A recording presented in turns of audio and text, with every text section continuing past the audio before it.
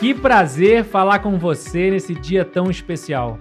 Meu nome é Vabo e esse é o VaboCast, um podcast sobre people skills, as habilidades pessoais, comportamentais e socioemocionais que são fundamentais para navegar nesse mundo de incertezas. Vamos juntos? Maravilha! Espero que vocês tenham gostado do recap do nosso último episódio dos melhores momentos da segunda temporada do VaboCast.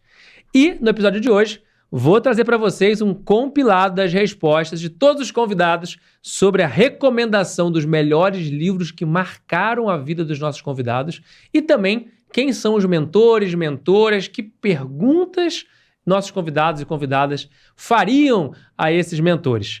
E a novidade e a surpresa é que ao final eu também vou responder as perguntas que eu fiz para os meus convidados. Então fiquem agora com esse recap dos livros e dos mentores dessa segunda temporada.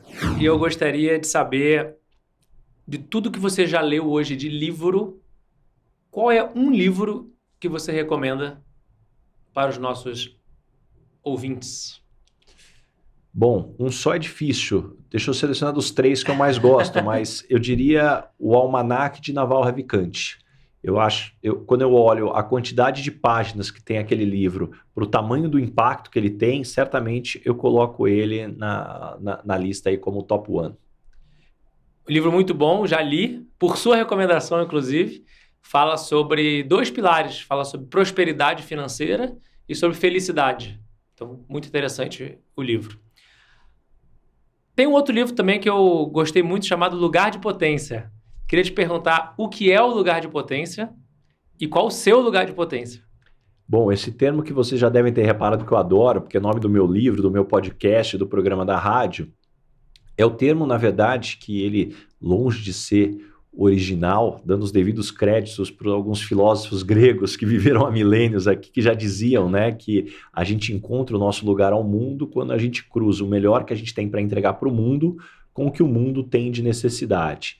Dificilmente a gente vai ser feliz ou ter sucesso fora do nosso lugar de potência. Então, a nossa busca é justamente para encontrar o que eu sou bom e o que o mundo tem necessidade. Naquela intersecção é aonde você vai realmente encontrar o seu espaço, seja no mercado de trabalho, seja empreendendo. Então, esse é o conceito amplo que a gente busca explorar no livro, no podcast e também na rádio. E qual o seu lugar de potência? Acho que o meu lugar de potência é tentando encontrar modelos para facilitar o entendimento de muitos dos conceitos, das teorias. Então as pessoas brincam, Baza, não tem uma pergunta que a gente vai... Não, peraí, tem 3 pilares, não tem 5 passos. Então isso já virou piada na empresa, inclusive, mas é um pouco de como o meu cérebro funciona, de buscar estruturar um conhecimento que muitas vezes não está estruturado. Se fosse apenas um, e aí pensando no título, né, o ponto de virada, seria a Bíblia sem dúvida nenhuma, não dá. É o único homem que dividiu o tempo em antes de Cristo e depois de Cristo. Se não tem um ponto de virada maior que esse, eu não conheço.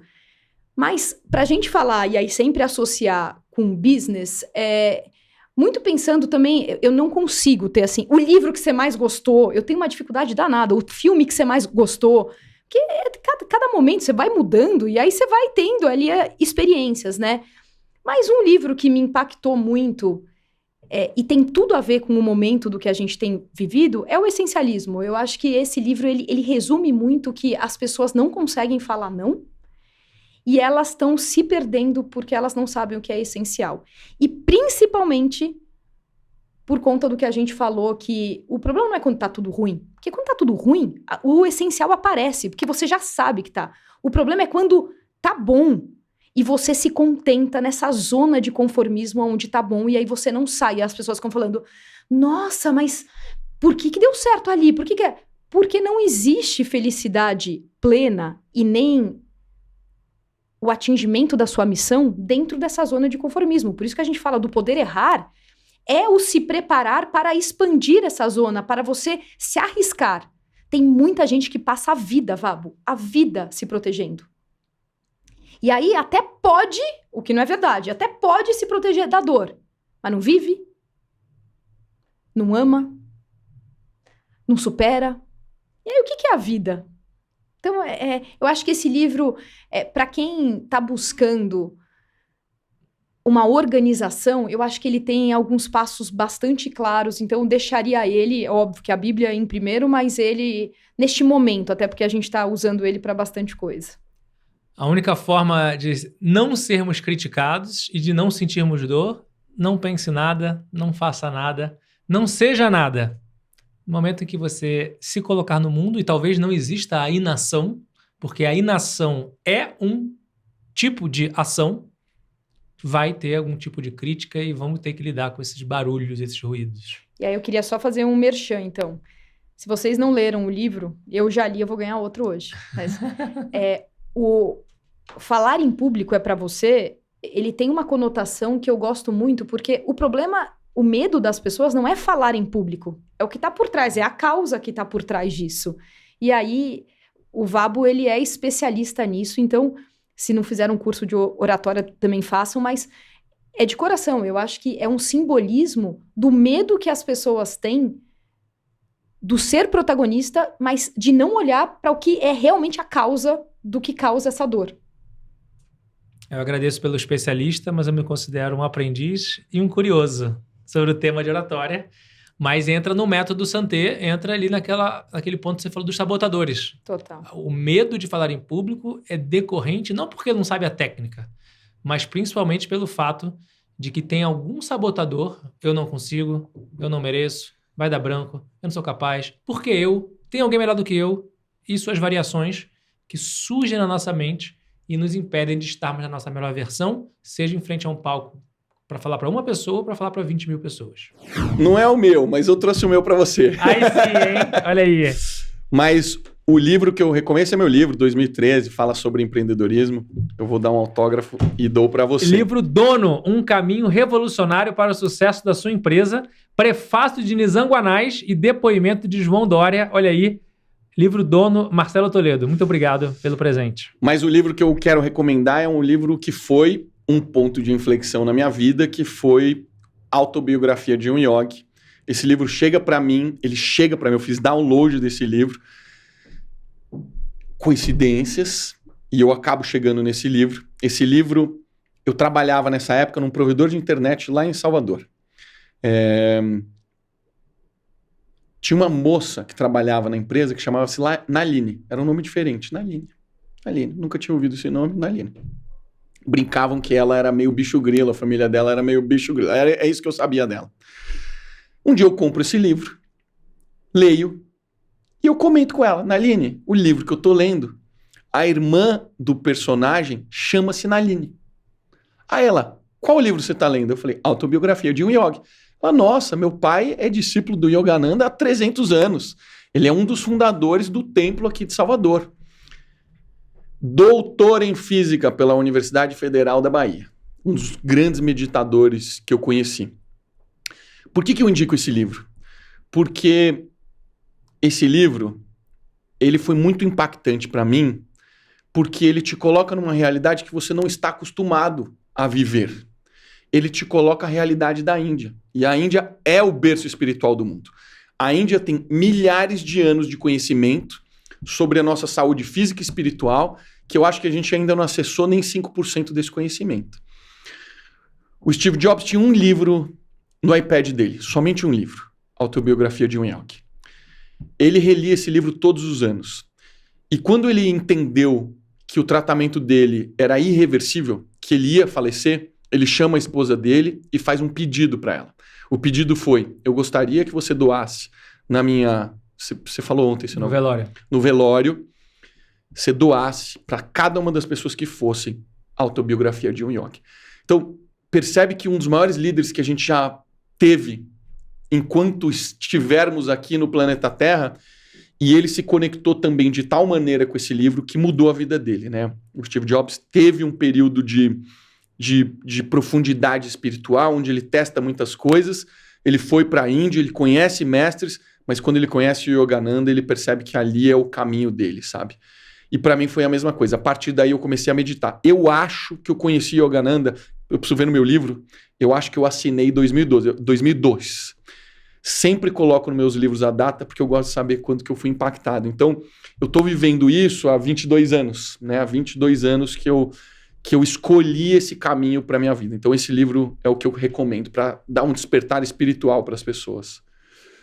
Livro incrível, histórico. O Yogananda foi quem trouxe a filosofia e as técnicas do yoga para o Ocidente, no início do século XX. A popularização do yoga, desde então, Yogananda tinha essa missão na vida dele, entre outras missões. Não tem um que eu olho e falo, nossa, esse livro... Tem vários legais, né? Enfim, dependendo do momento e tal. Mas eu recentemente fiquei com um na cabeça, que é o Onde os Sonhos Acontecem, do Bob Iger, que foi presidente da Disney por muito tempo, membro do conselho, que agora voltou pra Disney. E eu acho que esse é um livro legal, porque é um livro de super fácil leitura, que ele conta a história dele. Ele foi um líder incrível na Disney. Ele conseguiu, através de relacionamento, refazer várias parcerias importantes. A própria história da Pixar, né? Quando eles foram comprar a Pixar, que o presidente anterior, o Michael Eisner, se eu não me engano, ele estava sem um bom relacionamento com o Steve Jobs. Ele conseguiu reatar isso, que era super importante para a Disney. Ele fala muito sobre soft skills, fala muito sobre gestão, muito sobre liderança. E ele conta isso de uma forma muito pessoal, mostrando as vulnerabilidades dele. Então, do dia que ele estava inaugurando o parque, se eu não me engano, na China... E teve aquele acidente do menino com um crocodilo na Flórida, e que ele teve que subir no palco super feliz com a China, mas que ele estava péssimo por dentro. Então, é um livro que eu acho que é muito legal, traz muitos insights sobre liderança, sobre gestão de negócios. Então, quando você perguntou, foi o primeiro que me veio à cabeça. Bob Iger, CEO da Disney. Empresa, tive agora recentemente lá. Você fez o curso, né? Fiz o curso lá, uma empresa de mais de 100 anos, e que realmente é o ícone do entretenimento. E de muita coisa, né? Experiência do cliente, sim, atendimento. Muitos aprendizados muito legais sobre isso. Fiz até uma live, fiz um resumo, 1h e 45 minutos de live. Manda, eu quero ver. Um grande resumo do que eu aprendi lá sobre experiência do cliente. Uau! Livro é sempre um momento, né? Então eu vou voltar aqui e manter. O meu livro de cabeceira hoje é O Pai Estoico. Pai Estoico. Sensacional. Muito bom. Ryan Holiday... Pai estoico, que escreveu também o Diário Estoico. Então, filosofia estoica, sem dúvida, também sou fascinado. Temos nosso amigo Léo Simão também, que vai vir aqui. Escreveu dele, vai vir aqui no Babocast. Ele acabou agora de fazer o Caminho de Santiago. E aí ele prometeu que em breve virá aqui no Babocast também para contar essa trajetória dele. Então, Pai Estoico, de Ryan Holiday, um autor americano que talvez seja o principal autor da filosofia estoica hoje. Da atualidade. Super recomendo, muito bacana, gostei muito também. Eu amo ler, inclusive, nossa, ajudou muito, né? Não só livros de empreendedorismo, mas também livros de psicologia, para a gente conseguir estar centrado. Mas tem um que eu acho que me ajuda bastante até hoje, que é o Dar e Receber. Adam Grant. Exatamente, você já leu pelo jeito. É impressionante o poder que tem de você não fazer já com a intenção de receber, mas de você construir coisas boas na sua jornada, que você impacte de forma positiva as pessoas, que você tenha um networking, que você também consegue, oferecer e não ser aquela pessoa que só pede, e de forma indireta isso sempre volta. E por que eu gosto dele? Porque não é a minha fortaleza, não é. Networking, relacionamento. Quem me conhece sabe que no WhatsApp eu sou péssima, eu demoro para responder. Não é minha fortaleza. Então eu gosto desse livro porque ele me provoca. Assim, Mari, tem que fortalecer, isso é super importante. Então eu vou deixar esse. Excelente, muito bom. Adam Grant, todos os livros dele são bem provocativos, né? São bem provocativos. Posso recomendar mais de um? Pode. Aqui você pode fazer o que você quiser, tá liberado. Tá ótimo. Tem alguns livros. Um é a Bíblia, que eu acho que tem muitas passagens absurdamente contemporâneas, apesar de a gente achar que é um livro antiquado, né? Muita gente acha. Então, a Bíblia, para mim, é sempre muito importante. Eu sempre escuto passagens, e hoje em dia, felizmente, tem muita gente que faz a relação entre passagens da Bíblia e o mundo contemporâneo. Isso é uma coisa que eu acho muito legal. Eu não tenho essa capacidade, mas eu gosto muito de ouvir isso. Acho que tem muita coisa que é muito atual. O outro é o Evangelho segundo o Espiritismo, também do kardecismo, que eu gosto muito, acho que também tem muita coisa muito atual. E o terceiro, que é mais recente, chama Seja Disruptivo, de Jay Summit. É um escritor americano, e eu gosto muito porque ele é um empreendedor que passou disrupções, mais de uma, liderou disrupções em algumas indústrias bastante relevantes, fonográfica, enfim, coisas muito importantes. Mas mais que tudo, ele trata a disrupção e a mudança de forma muito simples. Que é o que eu acredito. Eu acredito que tecnologia tem que ser uma coisa simples. A gente tem a mania de criar uma cortina de fumaça, difícil, né? E não é nada disso, né? Ontem eu estava num evento, inclusive com uma diretora da Amazon, e ela estava mostrando os diferentes modelos de inteligência artificial, né? Que agora é o buzz da moda. E é super simples, né, cara? É uma coisa super simples, que existe há 50 anos, que as pessoas não prestavam atenção e que teve um salto agora nos últimos 18 meses, mas que é legal, porque você pega aquilo, que é uma coisa que já está super desenvolvida, e aplica em soluções super simples, como atender um cliente, como dar retorno para o cliente, coisas que você fazia por telefone, que agora tem uma inteligência que faz no lugar da pessoa do telefone. Maravilhoso, mais simples, né? Então, esses são os 3 livros que eu recomendo. Leonardo da Vinci não estava errado quando ele disse que a simplicidade é o último grau da sofisticação. Olha, são muitos livros. Sei que é meio cruel, né? Pedir um livro só. Mas se quer falar mais de um também, tá liberado. Eu tenho um livro que é o meu livro de cabeceira, que chama Rumo a uma Vida Mais Significativa, que é de um grande rabino, que ele começou um movimento, que é o movimento Lubavitch, e que é um livro de princípios e valores. Ele não é um livro religioso, mas ele te explica sobre os preceitos da vida. E eu acho que isso é um livro de cabeceira para todo mundo, eu sempre recomendo. E ele fala de temas sobre morte, sobre nascimento, sobre sociedade, sobre todos os temas que a gente vive. Ele aborda de uma maneira muito, muito profunda. Então, eu sou uma entusiasta, rumo a uma vida mais significativa. Boa recomendação. Legal. Eu acho que tem 2. Acho que tem os... Nossa, esse foi lá atrás. Acho que são os 7 hábitos das pessoas altamente eficazes. Boa. Né? É um livro que eu li lá atrás e eu acho que talvez a principal lição ali era entender a diferença de importante e urgente. Né? Eu acho que isso foi uma lição que para mim cristalizou muito na hora de olhar as prioridades que a gente estava falando agora há pouco, do foco e tal. O que é urgente? Eu preciso, tudo bem, é uma batata quente, mas, cara, eu preciso construir esse assunto aqui, eu preciso desenvolver esse assunto aqui, porque isso daqui é alicerce para o resto. Então, acho que esse foi um livro que eu li bem no começo, assim, acho que da minha vida profissional, mas eu lembro bem. E aí, acho que tem um outro, para quem gosta de empreendedorismo, pode... Você tá doido? Pode. Está liberado, você pode tudo. É o Hard Things About Hard Things, né? Que é, como que é em português mesmo? O lado difícil das situações difíceis. Eu acho que é um baita no livro, porque ele traz ali, de certa maneira, quase uma verdade nua e crua da dificuldade que é empreender. Não tem... tem momentos que parece, nossa, que luxo, né? Mas, cara, é difícil, é porrada, é frustração pra caramba, é dúvida, é ansiedade, é noite mal dormida. Enfim, eu acho que é um negócio muito difícil. Até, eu acho que fizeram recentemente uma entrevista com o CEO da NVIDIA, né? Que ele falou, cara, se eu tivesse que dar uma dica para fazer, ou se fosse empreender e tal, eu não faria nem a pau. A dica é, cara, não empreenda. Porque é difícil, realmente. Você tem que gostar daquilo ali. Então, acho que o The Hard Things About Hard Things, ele retrata bem isso daí. E, no momento que estamos gravando, a NVIDIA acabou de passar a Apple, a Microsoft, como sendo a empresa mais valiosa do mundo. É impressionante. 3 trilhões e pouco. 3 trilhões e pouco. E é um negócio que, como a gente está construindo AI, e a gente roda, né, nas GPUs lá da NVIDIA, a gente vê que realmente hoje eles têm um negócio que ninguém tem parecido. Então, para a gente consegue fazer muito mais coisa lá do que qualquer outro, coisas semelhantes, porque o nível computacional, da maneira como eles criaram, é realmente incrível. Agora, vai durar? Espero que sim, mas a hora que aparecer alguma coisa parecida, essa ação, quem está comprando, tem gente que está bullish, né? E realmente é para estar, mas é que não tem concorrente, é um monopólio. A hora que isso aparecer, se aparecer, aí dá uma sacudida boa no mercado, né? Pra gente vai ser bom, que dê o preço dar uma baixada. É caro treinar modelo, meu Deus do céu, que desespero. Muito bom. Comentário, então, sobre o livro dos hábitos. Fica a sugestão aqui para quem quiser se aprofundar nesse tema, dar uma estudada na matriz de Eisenhower, que fala sobre urgência e importância fundamental. E o livro do Ben Horowitz, do Lado Difícil São Difíceis, é a bíblia do empreendedorismo, realmente a verdade nua e crua. Além desse... Além do falar em público falar é em você. público é para você? Aí tem muito livro bacana, gente. A gente se perde. O Garra, de fato, ele me marcou por causa dessa conexão do indicador que a doutora Ângela encontra nas pesquisas. De não era teoria, não foi a formação acadêmica no nível de inglês. A Garra foi o indicador que ela encontrou em comum das pessoas que voavam.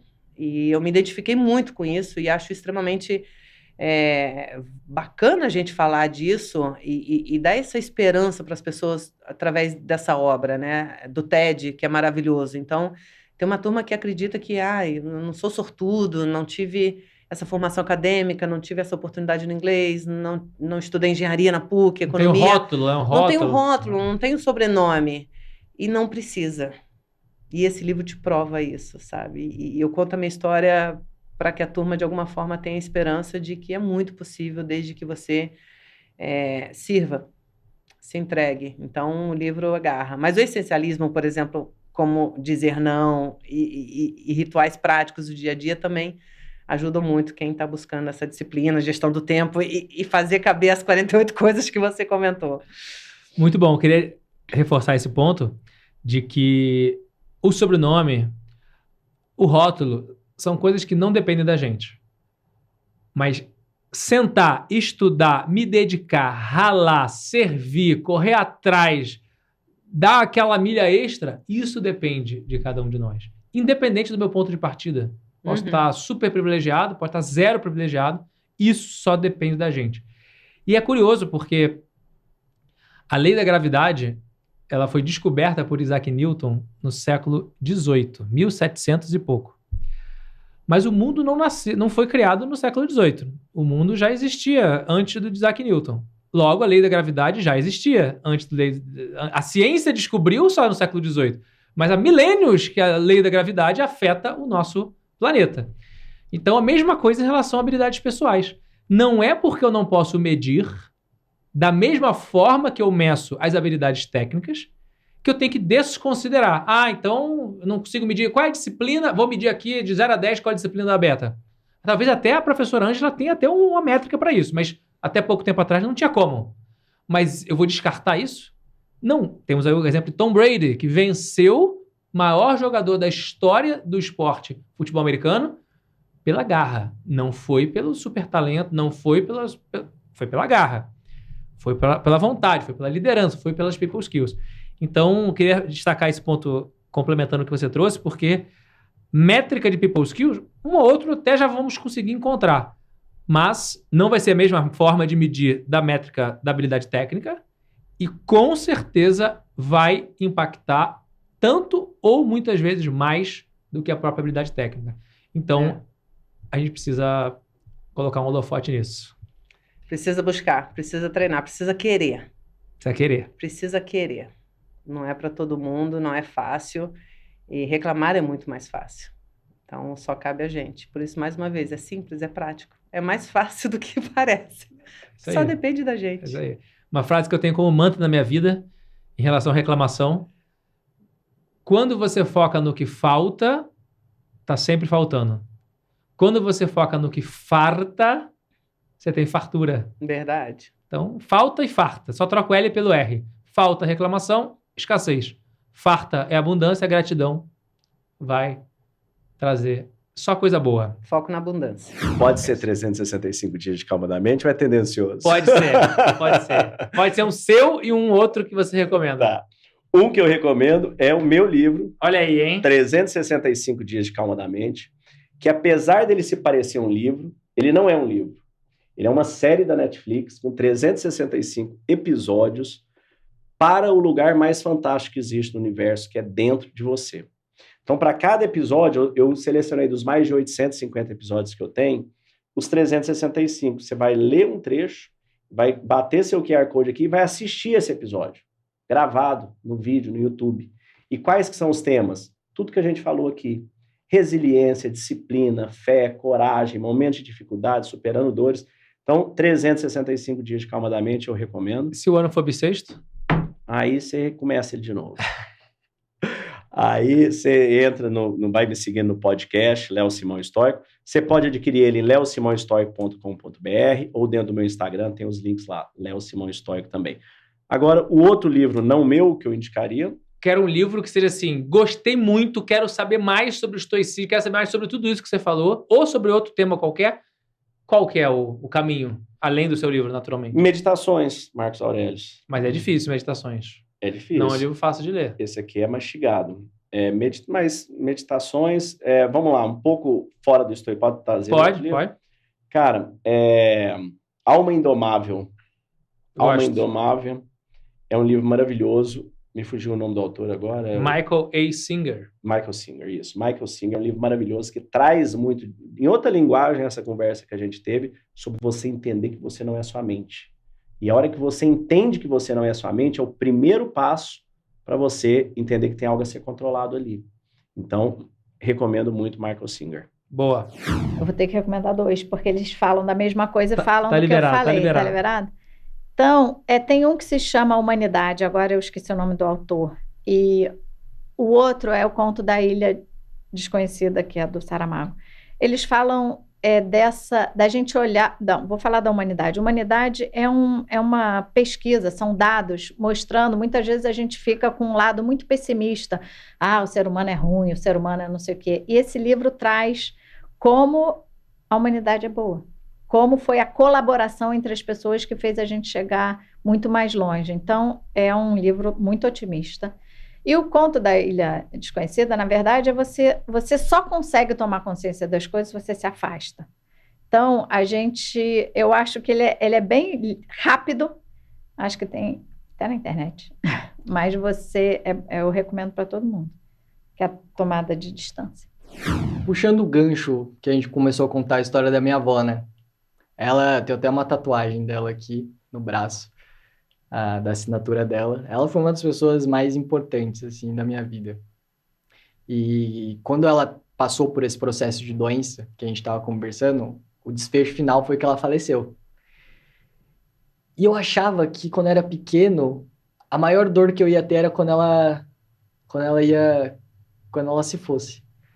E um livro que me ajudou muito nessa época, quando ela faleceu, que eu ganhei de presente, é um livro de uma médica. Ela chama Ana Cláudia Quintana. E ela tem na ocasião era o primeiro livro dela, hoje ela tem uma trilogia desse livro. O livro que eu li na ocasião, eu li a trilogia, mas o livro dessa vez é um livro que chama A Morte é um Dia que se Vale a Pena Viver. Ela é uma médica ela é paliativista. Sabe o que um médico com cuidados paliativos faz? É para amenizar a dor na hora que a pessoa já está meio que condenada. Aí... Isso. Ela é uma médica que faz esses cuidados paliativos. E ela é uma escritora muito boa. E esse livro aí foi um livro muito legal que deu um olhar muito diferente, eu naquela inocência jovem de entender sobre a morte que eu não tinha a mínima noção. E aí a trilogia dela é muito legal. O segundo livro dela é o mais legal, que eu mais gosto, que se chama Histórias Lindas de Morrer. Porque aí ela conta, cada capítulo do livro é uma história dos pacientes que ela atende na clínica dela, do hospital, entendeu? Imagina a história desses pacientes. E ela tem uma sensibilidade muito grande. Então, eu acho que eu penso nesse livro do que falar, sei lá, os livros de performance, que eu acho que um monte de gente faz melhor do que eu. Esse livro é um livro muito legal para refletir sobre a vida. Sensacional. A morte é um grande tabu. E a vida, muitas vezes, vale a pena ser vivida porque existe a morte. Porque se a gente fosse viver eternamente num contexto dessa vida aqui, será que te daria o mesmo valor?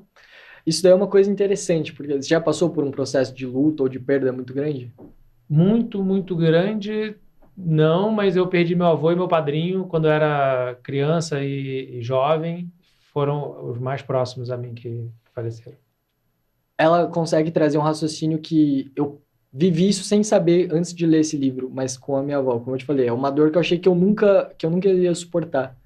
O dia que ela morreu foi um dos momentos mais felizes, sabia? Por causa do livro? O livro te ajudou? Também, mas... É possível isso que ela fala no livro.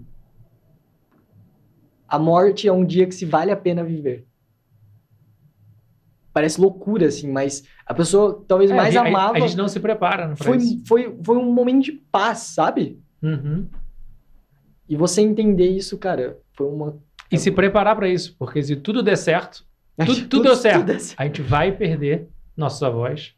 Se tudo der certo, a gente vai perder nossos pais. E eventualmente vai perder, pode ser irmãos, pode ser marido e mulher, pode ser... Se tudo der certo, né? Porque pode ser que não dê certo e a gente vá antes, né? Exato. E quem disse que a gente não vai viver eternamente? Quem disse que a morte é o fim? O que eu falo para os meus pacientes e para as pessoas mais próximas é: não morra nos próximos 15 anos.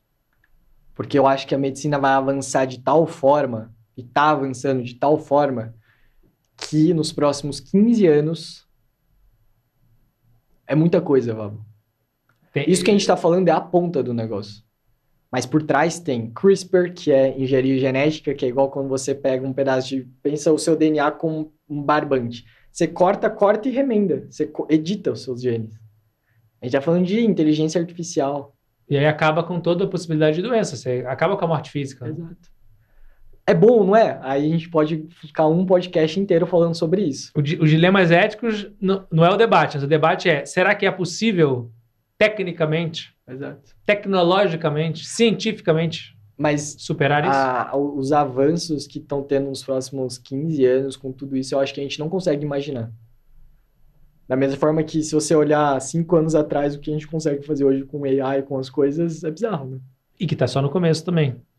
Na minha visão, a engenharia genética, junto com a computação quântica, que seria meio que o passo seguinte da novo buzz pós-AI, que vai construir em cima disso, são as duas tecnologias que podem vencer a morte. É associação, né? Você pega a computação quântica com inteligência artificial para treinar uma AI, para conseguir desenvolver a tecnologia. E a computação quântica vai ser o processamento, AI é a inteligência que faz o aprendizado, isso. E a engenharia genética é a aplicação. É isso. Mas aí não só engenharia genética. Pensa em, sei lá, tratamento oncológico. Tirando todos os vieses, né, de empresas, enfim. Mas olha o quanto que a gente não avança. Pois é. A grande questão é se vai ter um interesse econômico por parte dos donos do mundo, dos donos do poder. Mas você viu o que eles estão fazendo agora? Eu vi uma matéria falando que Cara, é lógico isso. É só você pensar nas big techs, sei lá, dos Estados Unidos ou os grandes empresários. Eles estão nessa onda toda de longevidade e qualidade de vida, como nunca houve isso antes. Os caras têm... É uma tendência secular. Exato, mas eles têm dinheiro infinito. Será que eles vão deixar isso por jeito que tá? O que eles estão fazendo é contratar cientistas e laboratórios independentes de todas as outras coisas, entendeu? Pois é. Esse é um caminho interessante. Porque você pega a grana, entendeu? Investe, só que independente. Secreto, vamos pôr assim. E começa a desenvolver. É uma possibilidade. No final do dia, existem mecanismos mais baratos, até de graça, que vão trazer efeitos colaterais praticamente nulos. Por exemplo, respirar, incentivo à respiração, que é de graça, tá aqui, o ar respira e tal, aprende a respirar, que não é incentivado, porque é melhor dar lá o antidepressivo. E tal. Então, o interesse econômico é o que pode atrapalhar. Mas pode vir alguém também que esteja no propósito correto para levar a humanidade para um caminho... Que aí, beleza, aí vai entrar os dilemas éticos e tudo mais, que é pauta para um próximo episódio. Então, eu queria falar, eu tô lendo muito sobre transições, e como eu tô nesse tema, eu gosto de recomendar coisas que estão na minha vida, né, na minha cabeça. E tem um livro que chama Life is in the Transitions. Então, a vida acontece nas transições. Eu acho que essa tradução é de um New York Times bestseller, que é o Bruce Feiler, que é um super autor, marido da Linda, como curiosidade, marido da fundadora da Endeavor. Mais uma sincronicidade. E ele faz é bárbaro esse livro sobre os desafios, sobre como a vida não é linear, sobre como a vida é feita de grandes transições, grandes eventos que disruptam a nossa vida, seja eventos voluntários como ter um filho, ou involuntários como ser demitido, como perder alguém querido, e como você aprende a navegar por esses life quakes, né? Por esses grandes terremotos que acontecem na nossa vida e sair mais forte deles. Tem então, português? Não sei dizer. Eu acho Legal. que não. Tá. Mas é um livro que vale muito a pena para vocês que leem inglês. Sempre prefiro ler na língua original. Boa. Mas acho que vale procurar. Não sei se tem em português. É que você vendeu muito bem o livro, então eu fiquei com vontade de ler. Boa! Então leia! Vou ler. Então, eu não leio romance, histórias, né, biografias, mas um livro que recentemente ganhei, inclusive, de um amigo, um grande amigo, do Rafael, indicação também do Fed, o Almanaque do Naval Ravikant. Foi assim... É muito bom. Eu gostei muito desse livro também. Fantástico. E ficou de cabeceira. Eventualmente, de vez em quando eu pego ele, começo de trás para frente, de frente para trás. Isso, para mim, foi um negócio realmente marcante. Foi um dos livros que mais me marcou recentemente. Presenteei o meu grande amigo Augusto Lins com um dele. E realmente foi algo muito diferenciado. Esse, para mim, disparado, virou uma bíblia. Tem dois outros livros menos charmosos, um mais antigo, Como Fazer uma Empresa Dar Certo num País Incerto. Esse, para mim, quando eu comecei... O Semler? Ricardo Semler. Ricardo Semler, tem mais alguns outros coautores. Foi um livro que foi escrito aí junto com alguns endeavors. Você provavelmente uma grande escola sua também. Sim. Esse livro me marcou porque tem muita passagem interessante do que aconteceu. Grandes empresários, grandes empresas, isso para mim realmente faz a diferença, né? E Built to Last, Feitas para Durar, também foi um livro muito legal. Compara o primeiro com o segundo e nunca o melhor com o pior. Então, são 3 livros aí que marcaram esses últimos 2-3 anos. Como Fazer uma Empresa Dar Certo, País Certo foi de 2008, para você ter ideia. Então, esse não foi tão recente, mas são livros que eu recomendo de carteirinha. O Almanaque do Naval é bem legal mesmo. Eu li recentemente. Divide ali os 2 pilares, né, da prosperidade, do sucesso financeiro e o lado da felicidade, que seria o sucesso espiritual, não sei qual é o outro tema, do bem-estar, de você buscar esse equilíbrio nesses 2 elementos. E ele, como é investidor, ele reuniu... aliás, nem é ele mesmo que escreveu, é um compilado dos aprendizados dele que foi colocado para o público em geral. Inclusive, acho que foi um jornalista que escreveu. Exato. Inclusive, o Naval, ele liberou ele publicar em PDF, então você pode acessar de graça, ele mesmo entende que as coisas boas são para serem divididas, então acho que recomendo demais. Karma, de Sadhguru. Você acha que é coincidência o fato de eu ter terminado de ler esse livro ontem à noite? Não, porque eu não acredito em coincidências. E por que esse livro é legal? Eu acredito em sincronicidade. Porque, amigo, karma é um princípio da nossa realidade. É um fato. Se tu não aprende a como lidar com esse princípio, tu levará caldo dele. Então, não tem nada mais importante do que eu aprender princípios que regem essa realidade. Karma é um deles. Um assunto hiper complexo. Eu não ouso, inclusive, trazer ele em lugares muito abertos, porque ele toca em lugares muito sensíveis para muitas pessoas. Então, indico um guru sábio que dedicou muita parte da vida dele a estudar isso, que é Sadhguru. É um dos melhores livros, uma das melhores explicações de karma, então é tipo livro de cabeceira, eu acho. Outra sincronicidade, além de eu ter terminado de ler ele ontem, eu tive a oportunidade de ir para a Índia, que foi no reencontro de uma turma que eu fiz, estudei nos Estados Unidos, e aí teve um reencontro da turma na Índia, no ano de 2018. E um dos palestrantes que a nossa turma fechou foi o Sadhguru. E a última pergunta feita na palestra foi da Carol, minha esposa. Ela levantou a mão, fez uma pergunta para ele, e aí na hora de ir embora, ela saiu, vamos tirar foto com ele, e aí ele tirou uma foto no evento, com a Carol. E eu meio que ali, fazendo a selfie, mas no final era ele e a Carol. Um grande mestre. Nossa, uma honra. E dizem que é uma grande qualidade do teu ser, como um grande mérito, estar presente, né, em vida, na frente de um Sadhguru. Sim. Porque eles são igual a estrela cadente, assim, uma raridade. Então, é um grande mérito de alma mesmo. Eu sou apaixonada pelos ensinamentos dele. E esse livro deles é uma masterpiece mesmo. E é curioso porque a tradução de karma aqui no Ocidente, muita gente usa o karma de uma palavra errada. Esse é seu karma, ou seja, a sua punição, porque na vida passada... E aí, quando eu comecei a estudar mais sobre isso, a palavra karma significa ação. Ação.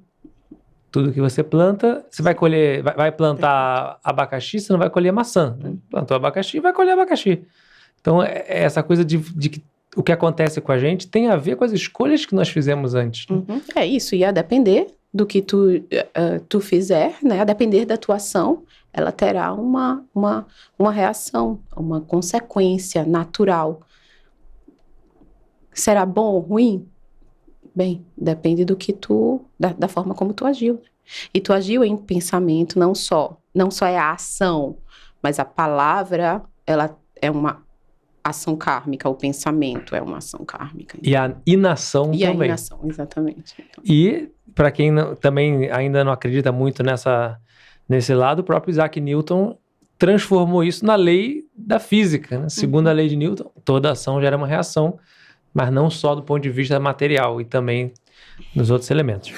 Olha, vários livros marcaram a minha vida, né? Mas eu não sou, igual a você, Vabo, um ávido leitor que cataloga e faz o Excel. Quantos livros estão no Excel já, Vabo? Inclusive, terminei um hoje, mais cedo, no trânsito. Estava de Uber, 437. Olha aí, olha que maravilha. Mas o livro, um dos livros que nos últimos anos me marcou muito foi o livro do Dale Carnegie, né? Então, mas para deixar aqui como sugestão, eu tenho lido aí recentemente o livro The Coaching Habit. Say Less, Ask More.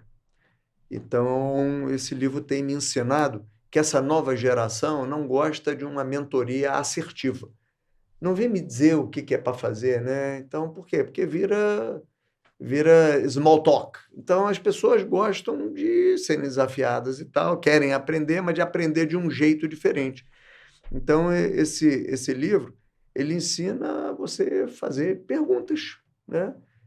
Para mim é difícil praticar, porque eu gosto de estar interagindo e lecturing um pouco, mas o livro, Augusto, principalmente para a geração Z, Alpha, etc., pergunta mais. Porque ao perguntar, a pessoa, se você começar a dizer muito, a pessoa desliga, começou a lecture. Mas se eu te perguntar, e isso aqui? Né? E a pessoa responde. E aí você pergunta depois, e que mais? Não, como que mais? Eu já falei tudo. A pessoa se sente desafiada e obrigada a refletir e continuar o diálogo. Aí na hora que você já falou, e o que mais? Um minutinho. Né? Começa a ficar aflita, porque tem que processar. Então, The Coaching Habit aí tem me provocado bastante, aí fica a sugestão. Muito bom. Então, a Dale Carnegie, que o Augusto citou, é o livro do Como Fazer Amigos. Isso. Influenciar pessoas. Vai fazer 100 anos, o livro continua super atual. E o Hábito do Coaching, então, Fale Menos e Pergunte Mais. Ótimo livro também, recomendado para a gente aprender a fazer melhores perguntas do que sair ditando respostas. Temos que buscar as perguntas certas. Kybalion. Kybalion. Conhece? Conheço, com certeza. Filosofia egípcia. Kybalion, Adoro. gente, é um livro fininho, verdinho, baratinho, mas ali dentro... 7 leis herméticas. Essas leis te levam para um lugar de muito aprendizado. De muito aprendizado. Então, assim, mas esse livro é assim... Quando o ouvido está pronto, a mensagem chega. Não é para todo mundo. Tem gente que vai começar a ler e vai falar, não há nada a ver para mim isso aqui. Ok, ainda não é a hora. Tá? Kybalion. Eu li esse ano e amei.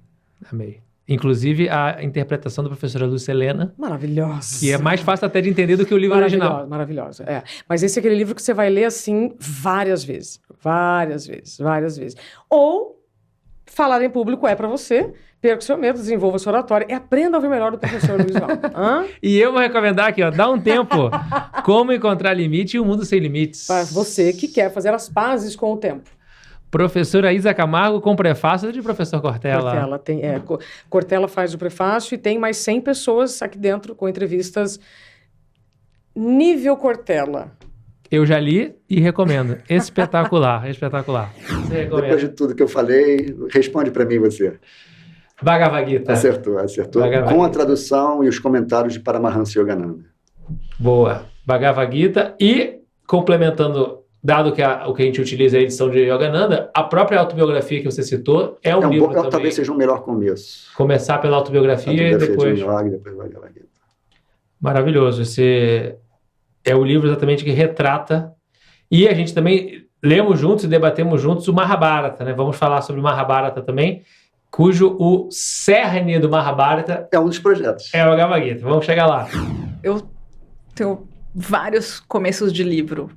Eu tenho dificuldade de ler o livro até o final, porque eu sempre acho que o Pareto está no começo. O Pareto maior. Mas tem um livro que eu acho muito legal, que chama Why Buddhism is True. Não é muito conhecido. Eu peguei, assim, uma vez num aeroporto. E ele vai falando sobre como a capacidade de projetar e criar ficções, ela fez com que a espécie humana chegasse até aqui como ela é, como ela fosse selecionada. É um psicólogo evolutivo. Uhum. E é meio doido, porque você começa a perceber que tudo aquilo, que todos os julgamentos que você faz, eles são todos projeções.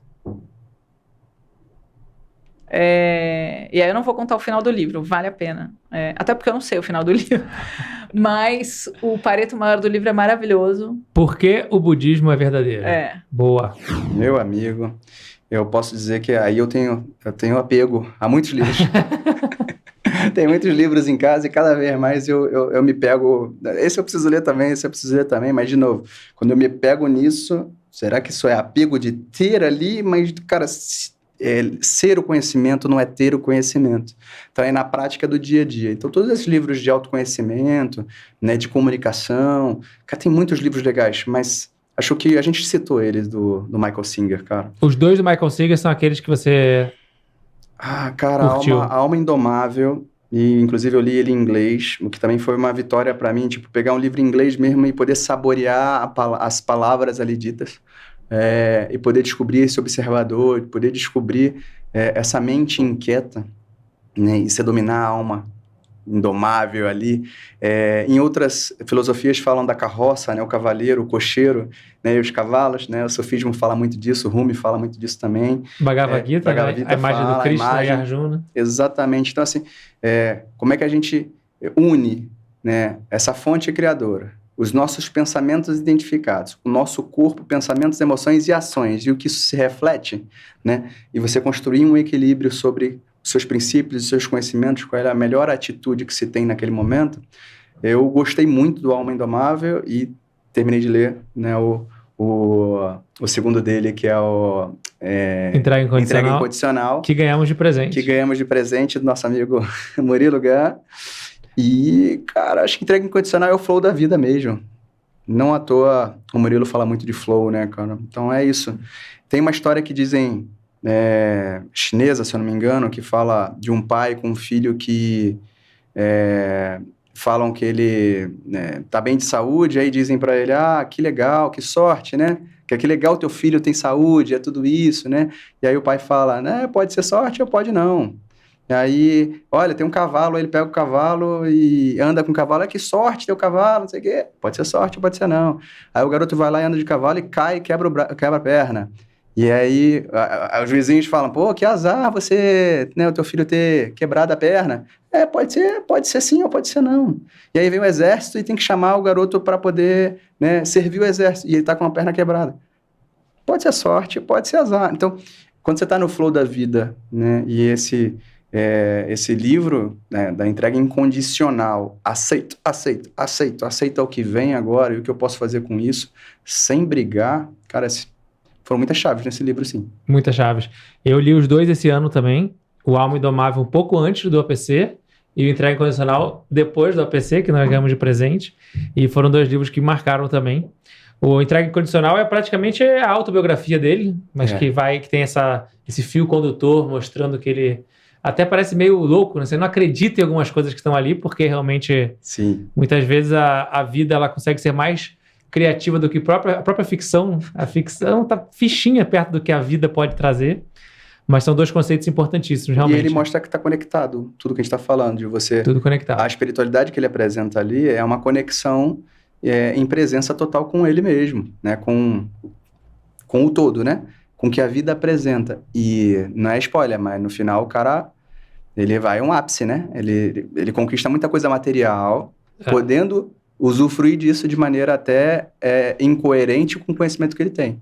Mas ele se coloca a todo momento ali à disposição da vida. Pois é. O que a vida apresenta. É a mistura de presença com aceitação, que para mim são chaves importantes também para navegar nesse mundo de loucuras, cadeiradas em debate. E, aliás, quando esse episódio está indo no ar, já vamos ter o resultado da eleição. Então, nem sabemos ainda o que vai acontecer. É verdade. Vamos ver. Eu vou falar um novo, assim, livro para quem... essa pegada aqui, eu tô assistindo esse podcast porque eu queria entender um pouco mais de saúde financeira. A Psicologia Financeira, de Morgan Housel.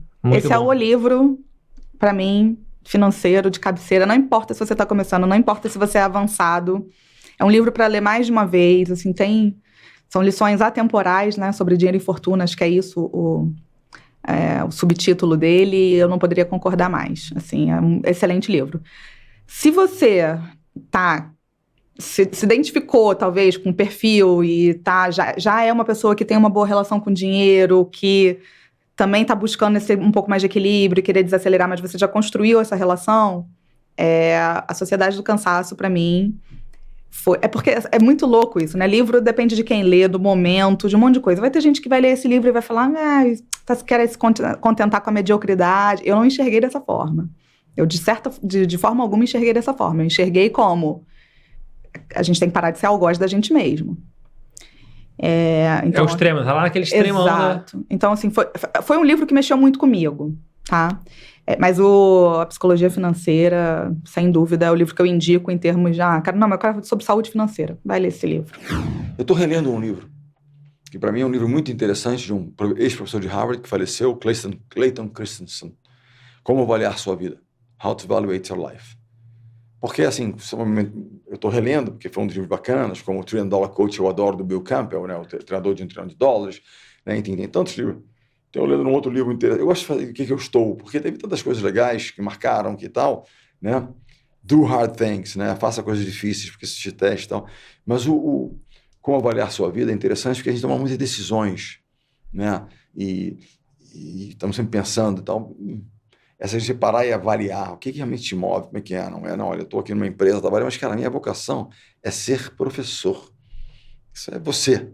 É claro, quando eu entrei na PUC pela vez que a gente fez um semestre juntos, eu falei, cara, isso é um professor, nasceu para fazer isso. E assim, eu não sou bom em muita coisa, mas convivi com tantas pessoas, você começa a perceber um pouco, puxa, bom nisso, tem jeito, isso aqui ler um pouco as pessoas de uma certa maneira. Não tem dúvida, você tá ali, é o seu campo. Você se solta ali, você faz, você impacta as pessoas, sabe, se engajam, né? Então, acho que isso o que realmente vai. Aí, vou seguir na seleção, não vou seguir na seleção, o que move? Como é que a gente elimina os ruídos externos? Olha, veja bem, mas você podia ganhar mais, não sei aonde. Ou você, não, mas é um risco você seguir ali. Desculpa. Viver é correr riscos, né? Então, mas o que me move? O que realmente faz? Então, parar e poder avaliar um pouco do que eu fiz e olhar para frente o que eu quero fazer. Eu quero sim seguir, mas de que maneira eu quero seguir? Né? Não quero cometer erros que eu já cometi, não quero afastar pessoas, não quero que seja um processo obsessivo, embora dedicado, etc. e tal, onde eu perca coisas que eu conquistei ou reconquistei, que é a proximidade total das minhas filhas, meu filho sempre teve, né? De um relacionamento bacana, né? Então, isso eu não quero abrir mão, olhando para o futuro. E como avaliar essa vida, tem uma série de questões que a gente vai adiando, a gente vai fazer, não, eu vou aqui comprar um helicóptero, depois que eu comprar, minha vida vai estar resolvida, entendeu? Aí eu vou realizar aquele sonho de transformar o mundo, entendeu? Mas aí você fica sempre nisso aí. Então é um convite à reflexão. É um cara muito especial. Já deu uma boa evoluída, porque antigamente era somente os paranoicos sobrevivem. Que é um livro muito interessante, mas Tem um Muito pouco bom. de paranoia, mas tem que ser, como falou, tem que ser uma paranoia saudável, né? Uma paranoia nesse sentido de não a loucura, mas você tem que ser dedicado. Não obsessivo, quando a gente para da obsessão da coisa, mas dedicado. Dedicado, sim. As pessoas veem alegria na dedicação e não um peso na dedicação, sabe? Que às vezes fica pesado. Olham e falam, porra, o cara tá cansado, o cara tá, sabe? E vai. Sabe? Quase que se vangloria de estar cansado e fazer. Não ter dormido e fazer. Coisa pior que tem se privar de sono, qualidade. Isso vai condicionar uma série de coisas na sua saúde, entendeu? E você é conhecido também por ser um treinador bem relax na beira de quadra, né? Bem tranquilo. Mudei, né? E o pessoal tá chateado comigo, né? Então, isso que eu ia te perguntar. Aquelas cenas do Bernardinho gritando e rangendo os dentes e jogando aquele negocinho que você usa no ouvido no chão, o fone de ouvido. A gente não tem visto mais isso. O que mudou? O nível de exigência, treinamento, tal, continua o mesmo. Mas pessoas diferentes vêm tratadas de forma diferente. E desculpa. Eu tenho certeza que, por exemplo, o Serginho e o Gustavo voltassem para trabalhar com a geração atual, talvez não fossem tão bem-sucedidos, porque não é a melhor forma. Entendeu? Não é a melhor forma de lidar com outra geração. Que, volto a dizer, não é melhor, não é pior. É diferente. Isso o Bruno me disse em 2015 com a geração de 2016. Se você olhar também, as pessoas não falam. Olhar a 2016, a Olimpíada 2016, já era diferente de 2004. Bem diferente. Só que agora perdemos. E aí, queremos ele com ódio no coração. Eu tava louco e tal, mas, assim, tem que tentar ajudar. Tem que tentar colaborar. Tem que tentar ser, né? A hora que der uma dura, vai dar uma dura e tal, mas... Os princípios são os mesmos. A forma é que vai evoluindo conforme o tempo. Mas espero que evolua, né? Que seja produtiva. Assim, eu estou aprendendo. A minha grande questão é sempre essa. Que é uma das perguntas, as 2 perguntas que Peter Drucker fala sobre negócios, né? Que continuo apto e capaz de realizar aquilo que a minha função exige como líder. O líder se adapta ao time ou é o time que deve se adaptar ao líder? O líder se adapta ao time sem abrir mão dos seus princípios. Jamais. Os seus valores são inegociáveis, mas quem é que eu tenho aqui? Como é que eu posso fazer essa melhor combinação? Como é que eu faço isso aqui? Não, é do meu jeito, é assim e baixo. Não tem o meu jeito, tem o nosso jeito. Esse é o nosso jeito. Uma pessoa viva ou morta que você gostaria de tomar um café para receber uma mentoria? Puxa, uma pessoa.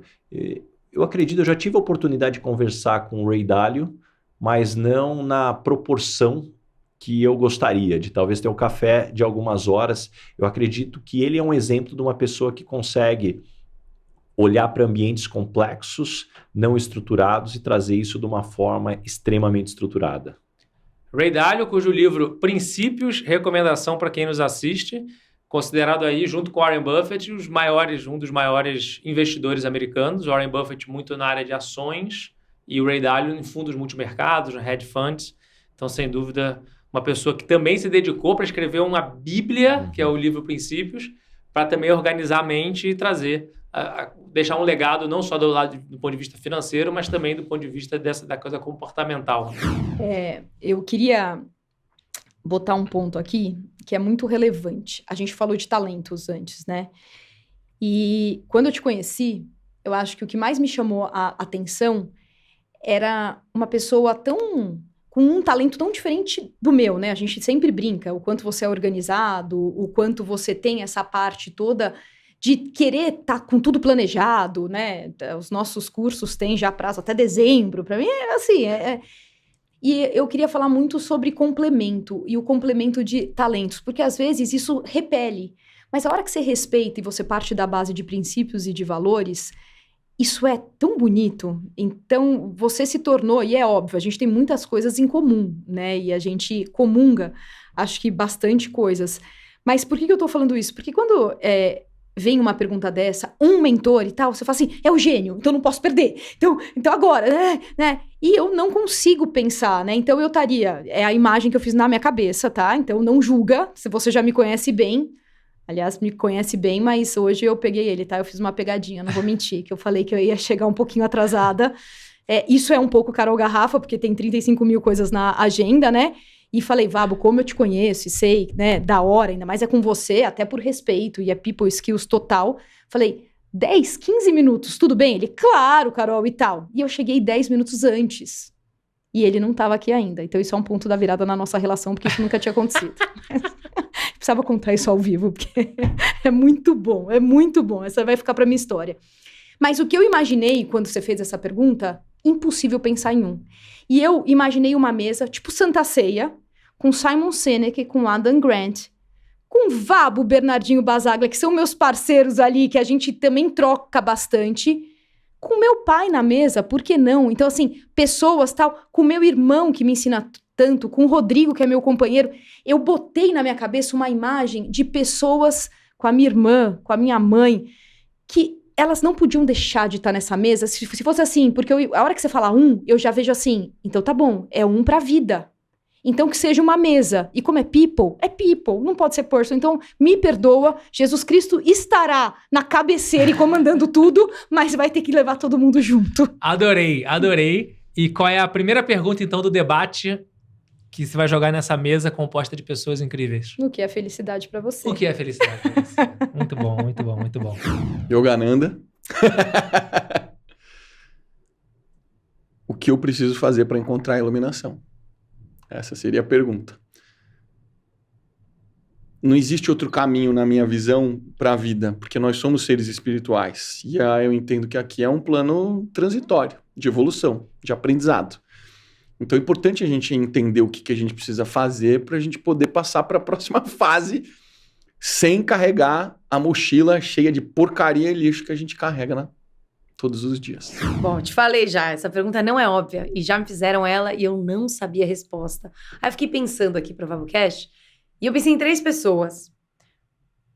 Não sei se são os melhores exemplos, mas uma delas seria o próprio Bob Iger, porque ele se reinventou em vários momentos da carreira dele, agora ele reassumiu a Disney num momento diferente. Tá todo mundo questionando se ele vai conseguir ter a performance que ele teve. Então, queria também entender como que ele foi evoluindo nesses diferentes momentos.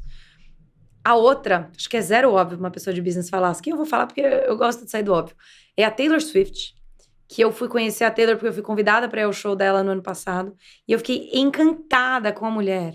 Ela é um case. Primeiro que ela tem uma menina, 35 anos, que ela compõe, ela canta, ela dança, ela interpreta. As músicas dela, ela é considerada a maior artista do mundo. E eu falei, caramba, ela conseguiu entrar. As adolescentes, você ouviu o estádio inteiro cantando as músicas dela, todas. 3 horas e meia de show, Vabo. Então, assim, eu fiquei impressionada com ela, passei a gostar das músicas, virei fã dela. E eu queria entender de onde ela tira inspiração, porque ela que compõe as músicas dela. E as músicas dela todas têm muito sentido, todas são muito profundas. E como que ela lida com isso também, né? Porque ela deve ter milhões de síndromes de impostora, deve ter um monte de questões aí. E eu acho que deve ser interessante. E outra nessa linha, é uma que eu sei que é polêmica, mas que eu sou fã, que é a Anitta.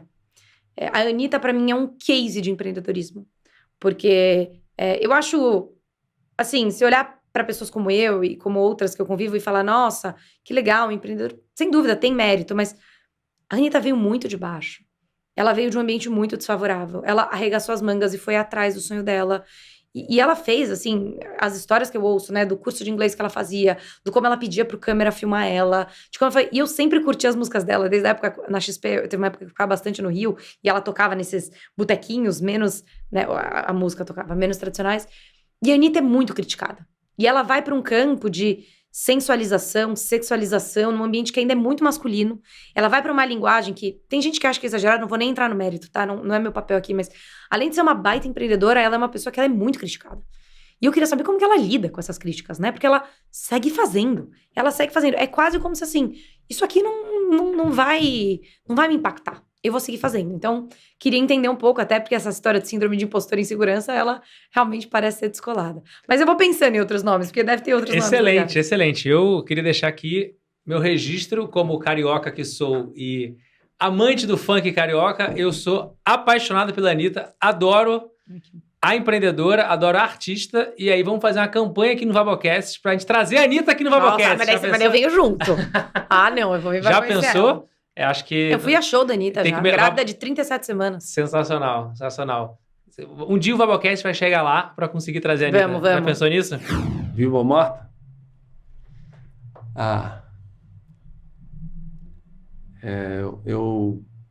Se eu pudesse, eu queria conversar com a minha mãe, quando ela tinha uns 40 anos, assim. Foi quando eu era pequenininho, para saber o que passava na cabeça dela. E se o que passava concretizou, né? O que ela esperava de mim, o que se passava concretizou. E eu perguntar umas dicas para elas de como educar os filhos.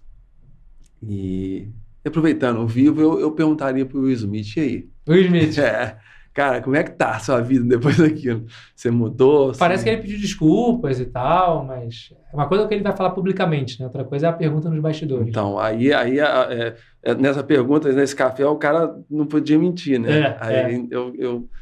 Eu tinha essa curiosidade de saber, cara, como é que você ficou? Como é que você tá? Muito legal, muito legal. Nossa, tantas pessoas, mas eu vou deixar um aqui que eu sou muito, muito fã, que é o Bill Gates. Não só pelo impacto que ele tem em tecnologia, visão que ele fez, mas tudo que também a Microsoft representa, o negócio da reinvenção, ter colocado uma pessoa ali completamente diferente, que é o Satya. Nossa, o F5, o livro, né, dele, é impressionante. E, puxa, eu acho que o Bill Gates, assim, né, agora nessa vertente filantrópica, é um negócio que me inspira bastante. Quando eu olho para o meu futuro, é um negócio que eu tenho muita vontade de fazer, sabe? O give back mais social ainda.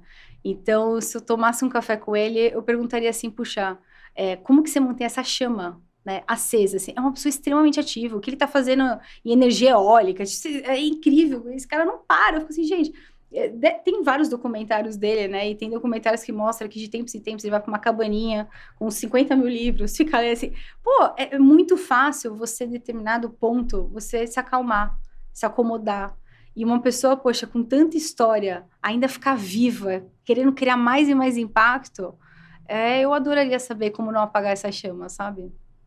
Ele passa uma semana com 10 livros e dedica-se para ler os livros totalmente focado sem celular. Focado sem celular, sem expor, sem ninguém, né? Só ele acabando e os livros. Sensacional. Jesus Cristo, com certeza. Sem nenhuma dúvida. E a pergunta que você faria para Jesus? A mais importante?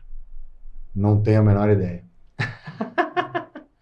Mas Elevator pitch agora com Jesus. Entrou no elevador com Jesus, e agora? Provavelmente eu perguntaria como virar outra face. Porque eu acho que perdão é o exercício mais difícil que existe. Eu compartilhei um pouco das coisas que eu passei aqui, alguns pontos de virada, especialmente lá atrás quando eu quebrei, quando as pessoas sumiram, viraram as costas, né? Demorei muitos anos para perdoar. Hoje eu não tenho nenhum centímetro de ressentimento de nenhuma dessas pessoas, e muitas sabem quem são. Eu tenho zero sentimento ruim em relação a qualquer pessoa, viva ou morta. Eu demorei muitos anos.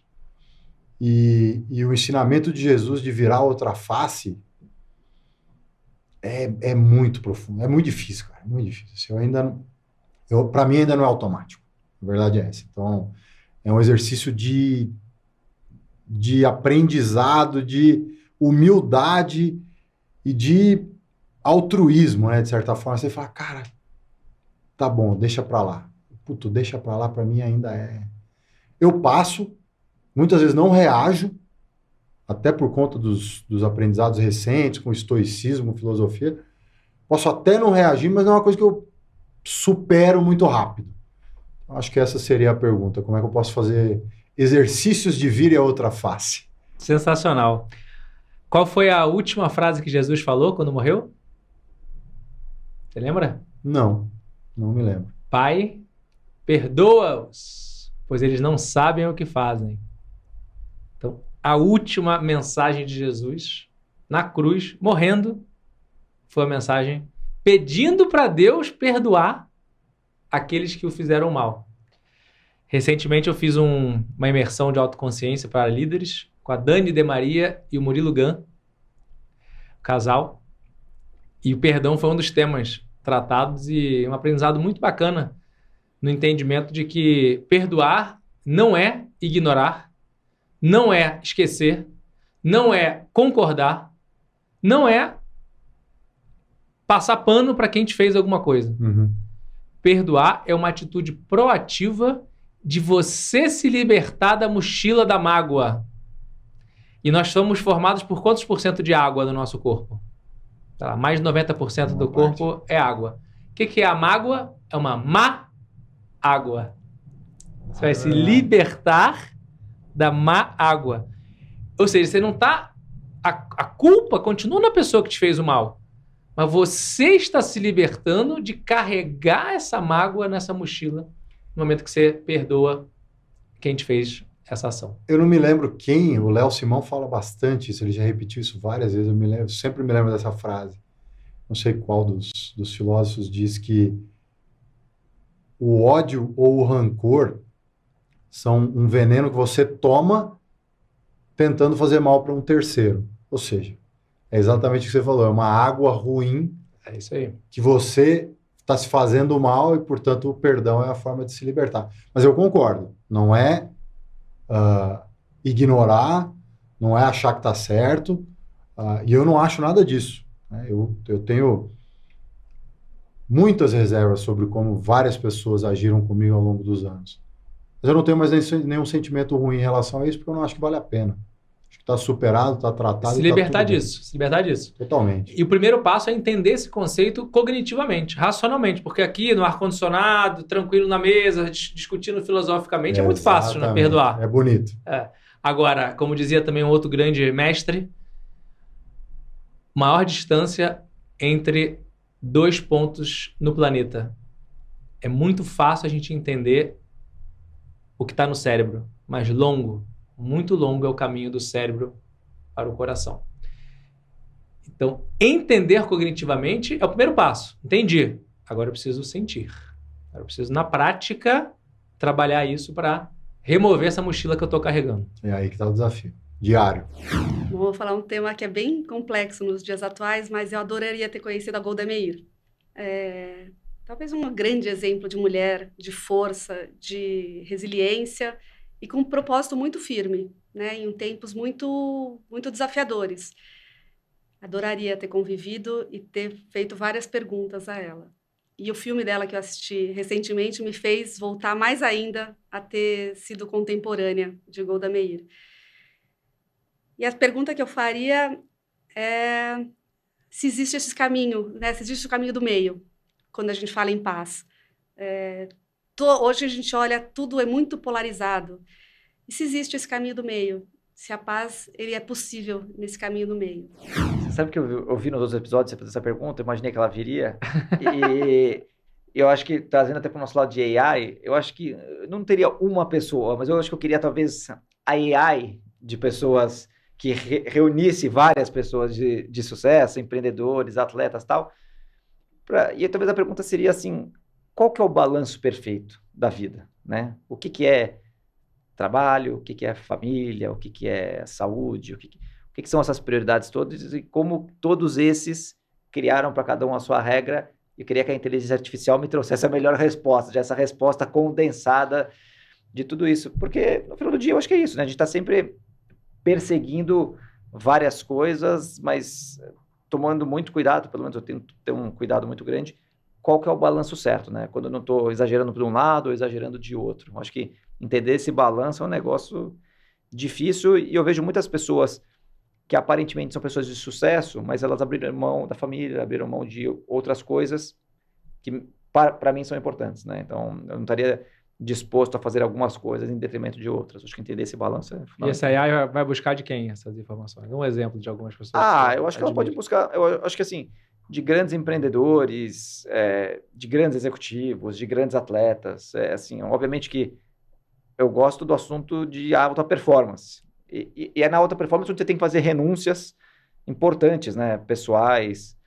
Então, eu acho que ter certeza que você está fazendo as renúncias certas, e eu sei que, por exemplo, na minha vida como empreendedor, eu tive que fazer várias renúncias, mas eu tinha clareza que era importante para aquele momento que eu estava vivendo. Mas você nunca sabe se você está passando um pouquinho ou não, né? A gente falou de filho, assim, preservar o filho e ter essa tranquilidade, ou colocar a cabeça no travesseiro, você ter tranquilidade que, cara, o teu business é um business idôneo, você lida bem com as pessoas, você trata bem as pessoas. Tem pessoas que elas acabam na busca pelo crescimento, na busca pelo sucesso, na busca pelo dinheiro e tal, elas atropelam alguns valores que para mim são inegociáveis, né?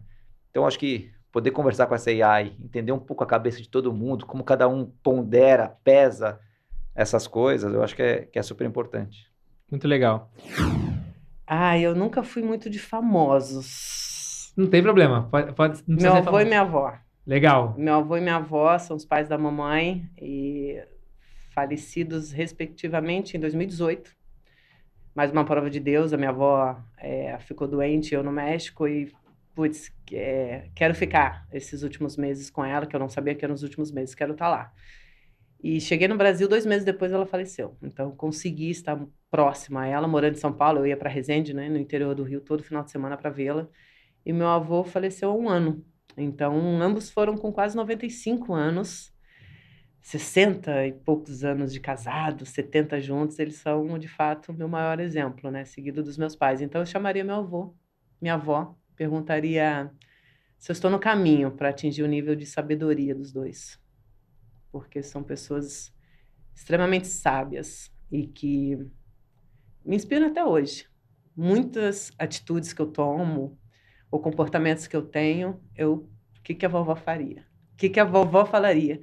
Isso não tem preço, né? Isso é felicidade. Quando você deixa essa marca, esse legado, é sinal que a pessoa justificou a jornada e fez esse mundo de alguém ser melhor. Muito legal. Ou seja, Beta Alvarez, no RH, pediria um feedback para vovô e vovó. Tá vendo? Ó, feedback. Tô no caminho, o que eu posso melhorar? Honrando seus ancestrais. Muito bacana. Muito Porque bacana. a família não é importante, né, Valber? A família é tudo. É tudo. Então, eles estão comigo até hoje, vou levar. E se eu puder tentar ser o que eles foram para mim, ou que minha mãe meus pais, venci na vida. Muito legal. Sócrates. Com certeza, Sócrates. E qual a pergunta seria para o grande filósofo que dividiu a filosofia nos pré-socráticos e nos pós-socráticos? Antes eu vou ter que contar uma piadinha dele. Conta. Ele tem aquela frase famosa, né? Só sei que nada sei. Aí dizem que o filho chegou no pai e falou: pai, o Sócrates foi aquele cara que falou, né? Só sei que nada sei. Ele falou: foi, meu filho. Ele falou: e quem que falou pra ele que ele não sabia nada? Ele falou: meu filho, com certeza foi a esposa dele. Mas cara, eu perguntaria pra ele... Pergunta difícil, hein? Tentei ganhar um tempo aqui. Eu perguntaria pra ele... Qual é a principal razão da vida, segundo a opinião dele? Principal razão. Isso. Por que, então? Por que vivemos? Por que vivemos? O pra onde vamos eu vou descobrir em breve. Não preciso da ajuda dele, não. São as 3 perguntas básicas da vida, né? Porque de onde viemos, para onde vamos e por qual sentido da vida. Por qual sentido. Então, qual o sentido de onde da viemos vida? e para onde vamos, todos nós vamos descobrir eventualmente. Então, não precisa ter pressa. O importante, eu acho, é descobrir o porquê nesse momento que estamos aqui. Mas qual o sentido da sua vida? É porque você vive a sua vida ou porque existe a vida? Isso, porque existe. Qual que é a razão da vida do Da ser vida humano? em geral. É. O sentido mesmo amplo da vida. Até porque eu acho que ele não era vidente, não. Né? Tá bom, boa pergunta, gosto dessa pergunta. Você sabe que na época pouco depois da pandemia, eu escrevi um artigo do meu blog, que é o top 3 até hoje dos artigos mais lidos. Toda hora tem um SEO muito bom, o pessoal chega nesse artigo, e o artigo é 10 perguntas para Deus. Essa é uma das perguntas para Deus. E recentemente eu li um livro que respondeu 99% das minhas perguntas. Eu coloquei 10 perguntas para Deus, mas na verdade são 10 blocos de perguntas, né? Porque em cada bloco tem mais outras 20 perguntas em cada bloco. Então tem umas 200 perguntas. Mas na prática, 99% das perguntas que eu fiz naquele artigo... Donald Walsh, Conversando com Deus? Não foi esse. Não foi esse. Esse livro é fantástico também. Esse livro, basicamente, obviamente, tem que usar a terceira lente ali, que é a fé. Mas para mim ele trouxe bastante um caminho que me interessa e estou aprofundando nele. Esse livro chama-se A Autobiografia de um Yogi. Ah, maravilhoso. Esse livro é maravilhoso. Paramahansa Yogananda. Esse livro foi o livro que estava o Steve Jobs mandou dar um Kindle, não, o que foi? Não, mandou dar um livro mesmo. É, né? no velório dele, ele chegou para a esposa e falou, olha, todo mundo que vier no meu velório pode comprar uma caixa desse livro, que eu quero que você presenteie as pessoas com esse livro.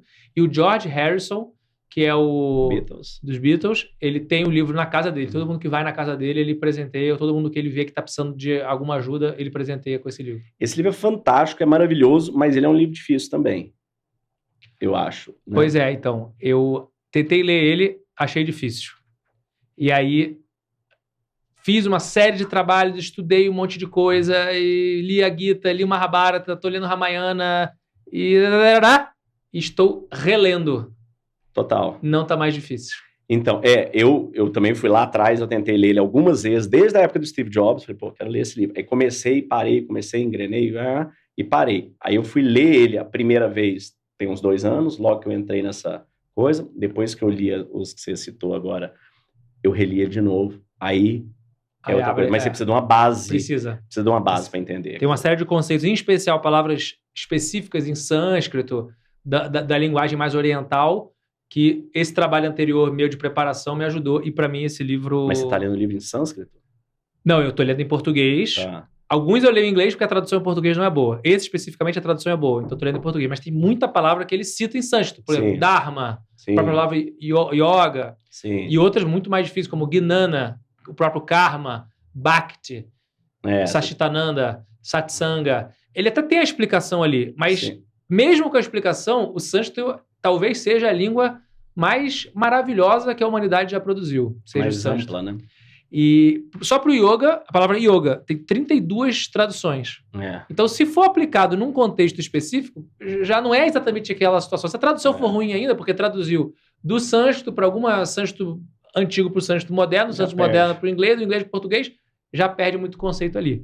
Mas nessa minha releitura agora que eu consegui finalizar, nota 10. É fantástico. Nota 10. Cara, eu acho, nessa linha também dessa minha construção de diálogo, de escuta, de entender o outro, tem um filme que é o Diários de Oslo, não sei se você já viu, mas os mediadores da paz, eles eu queria fazer a pergunta para os mediadores da paz, que fizeram para o Shimon Peres, o Arafat, e daqui a pouco eu lembro outro. E eles precisavam chegar num acordo, isso é a história real, e o filme é feito a partir dos diários. Eles precisavam chegar num acordo para o Oriente Médio. E a habilidade desses mediadores, eu acho que isso que eu queria aprender. Porque hoje a gente está num mundo muito polarizado, num mundo em que o preconceito está na largada. E você assistindo o filme, depois vamos debater, é muito legal, porque eles precisaram encontrar a humanidade do outro. E esses mediadores souberam fazer isso. Não era o representante lá da autoridade palestina, ou o representante de Israel, eram as pessoas que precisavam chegar num acordo. É muito bonito. Então, essa habilidade, né? Quais são as habilidades para você ser um bom mediador? Como é que você traz a humanidade de cada um e despe o outro do CNPJ que ele vive? Em especial nessa situação que eu considero como sendo a maior estupidez humana, que é a guerra. Exato. Acabaram os diálogos em qualquer sentido, econômico, político, social, religioso. Acabou o diálogo. Vão para as vias de fato, violência pura. Isso, a história da humanidade é permeada por diversos momentos como esse. E, sem dúvida, essas pessoas que estão ali negociando a paz é uma posição bastante poderosa, difícil, mas que tem muito aprendizado. Nós tivemos a oportunidade de estar juntos numa viagem para Israel. A gente foi lá no reencontro da nossa turma lá do OPM. O que você aprendeu lá naquela viagem para o Oriente Médio? Eu acho que, de novo, é essa potência, a alegria das pessoas, a história de você se construir com o que você tem. De novo, com a potência das pessoas. Eu acho que a alegria que eu experimentei lá, o amor pela terra, pelas pessoas, me marcou bastante. Muito interessante. De novo, fora da nossa bolha, né? No ambiente, um território que é marcado por conflito de todas as espécies. Então, realmente, muito interessante. Cara, essas perguntas não dá. Essas perguntas, eu acho que Jesus Cristo. E que pergunta você faria a ele?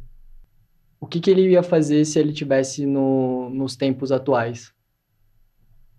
Como que ele ia conseguir impactar o que ele impactou e como ele conseguiria replicar o que ele fez lá no passado com o cenário que a gente tem hoje? Se Jesus viesse agora, ele seria TikToker? Eu acho que sim. Você acha que sim? Eu acho que sim. Qual que é um outro meio de distribuição, a não ser se ele começasse agora, melhor do que esse? Especificamente Jesus, a gente pode ver outros nomes históricos de uma envergadura similar, como Buda, Krishna. Sim. Jesus, pelo menos, é o único que dividiu a história antes e depois dele. Então, já está... Entendeu? Pelo menos no Ocidente. Mas a grande questão é que Jesus, na época, ele falou para 12 pessoas. E essas 12 propagaram. Então, é por isso que eu queria fazer essa pergunta. Porque também na época não tinha como ele falar para milhões de pessoas, né? Tinha. Jesus, né, cara? Jesus pode tudo. Mas esse é um excelente papo. Eu acho que a gente idealiza muitas pessoas, mas é o que você falou.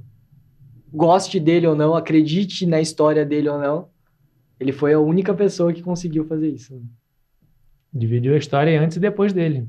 É isso aí, pelo menos na cultura ocidental é dessa maneira, porque tem outros calendários. Claro.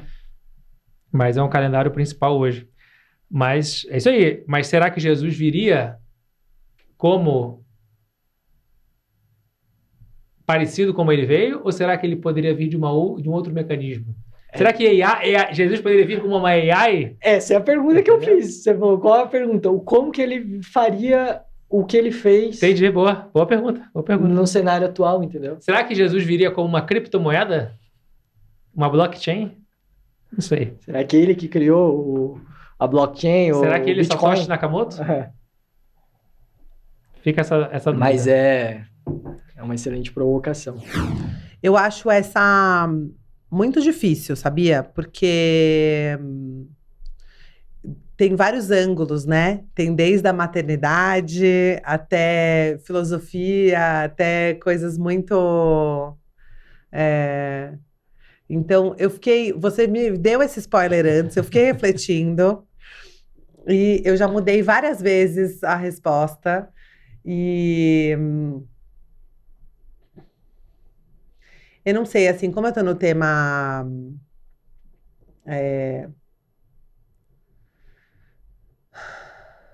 não sei, eu queria escolher uma mulher para falar também de maternidade, que isso é um tema, né? Então, mas tem uma pessoa que eu sou muito fã, inclusive eu sou muito fã de autobiografias, já falando sobre isso. E não biografias, autobiografias, né? Que é a pessoa falando sobre a vida dela. Legal. E tem um livro que me marcou muito, que é o Long Walk to Freedom, que é do Mandela. Adoro. Então, esse é uma pessoa que eu nem sei o que eu perguntaria para ele. Eu acho que eu perguntaria grandes life lessons, assim, uma das coisas que eu tenho pensado muito, assim, que tem vindo para mim é quais são as grandes convicções da sua vida que elas permanecem? Porque várias mudam, mas o que fica, né? E eu acho que as pessoas, quanto mais elas chegam no final da vida, mais clareza, perspectiva que a gente estava falando, elas têm das coisas que permanecem, né? Não dos eventos que vão te mudando ali, porque a gente vai mudando, mas o que ficou ali, que são as grandes cornerstones ali, nas grandes pilares que definem o seu caráter, os seus princípios, eu acho que eu perguntaria isso para ele. Muito bom, um dos meus livros prediletos também. Ai, tão lindo esse livro. Recomendo muito. Uma aula de resiliência. Demais. Sabe que eu tenho uma planilha com todos os livros que eu já li na vida. Uau! E esse é nota 10. Tá no top 10 esse? Tá. Com certeza tá. Muito bom. Você dá nota pros livros na Nota planilha? dos livros. Ah, não. Manda essa planilha aí, Vabo. Como assim? Tem essa planilha aí, eu revelo aqui só entre nós aqui, que é pessoal fica um pouco meio freak, assim. Ai, meu Deus, qual é a minha nota do meu livro, né? Calma, mas... Todos os livros que eu li na vida tem a nota. E alguns KPIs ali. Critérios para as e notas. tal. Muito bom. Uma das pessoas que eu mais admiro, de novo, vem de Harvard, estou falando de pessoas inatingíveis, porque o café com você eu tomo e eu já fiz um monte de pergunta. Café com o Augusto eu tomo, já fiz um monte de pergunta. Mas pessoas que normalmente me chamam muita atenção são os 2 professores ali de Harvard. Né? E o Naval, depois que eu li o livro, seria muito interessante encontrá-lo e tentar trazer, né, para dentro de casa um pouquinho da verdade ali do todo, porque o livro deve ter sempre uma outra coisa que deixa escapar. Mas para o Boris, eu traria um pouquinho, queria entender um pouco melhor a trajetória dele, uma pessoa que veio da Rússia, né? Um russo, um dos caras mais... Bielorrússia, um dos melhores remunerados de Harvard, um cara super concorrido. Como é que chega nisso, né? E como é que ele transcende isso para a gestão de pessoas? Né? O brilho que ele traz para as aulas é aquilo que você falou, cara, é algo incrível.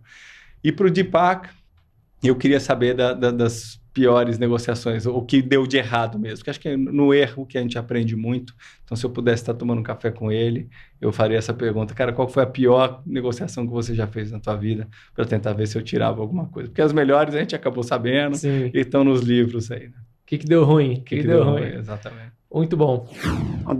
Essa pergunta eu acho desafiadora, mas... Jesus, bem...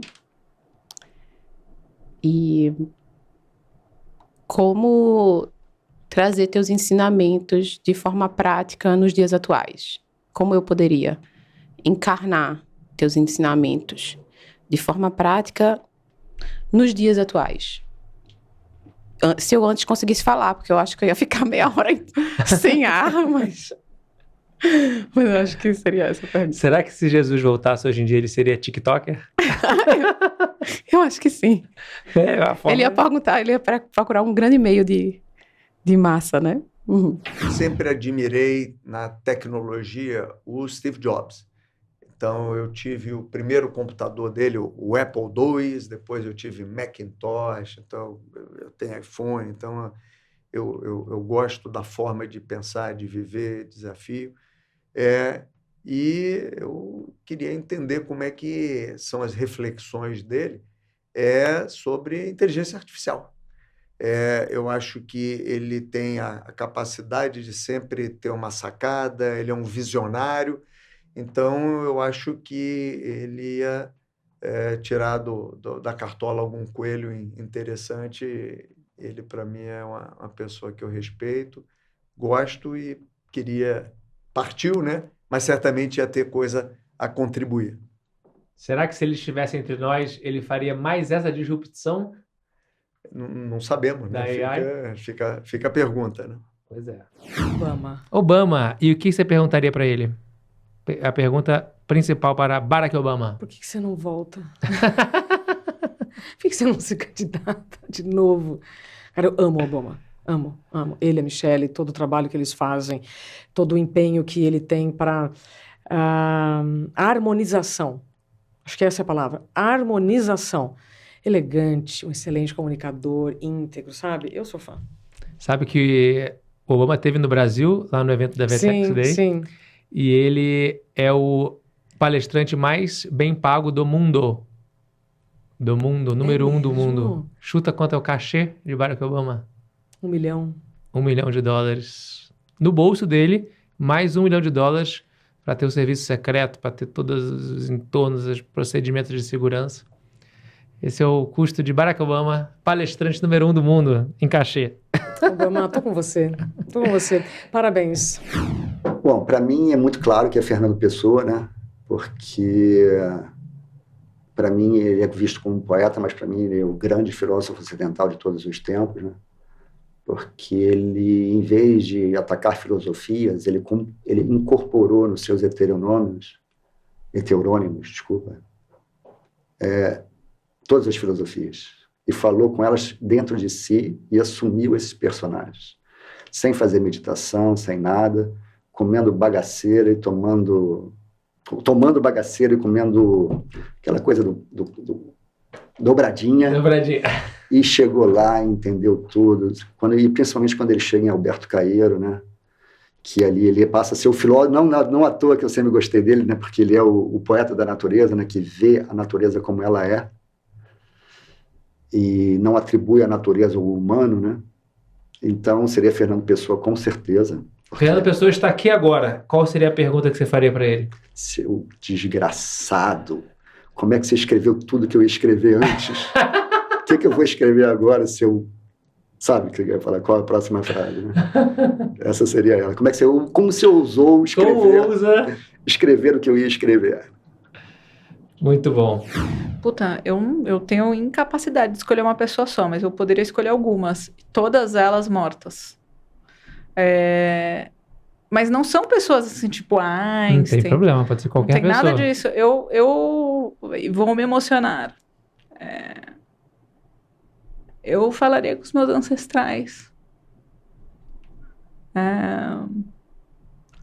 Porque eu acho que as minhas buscas de expansão de consciência, elas são todas buscas do que são inconscientes.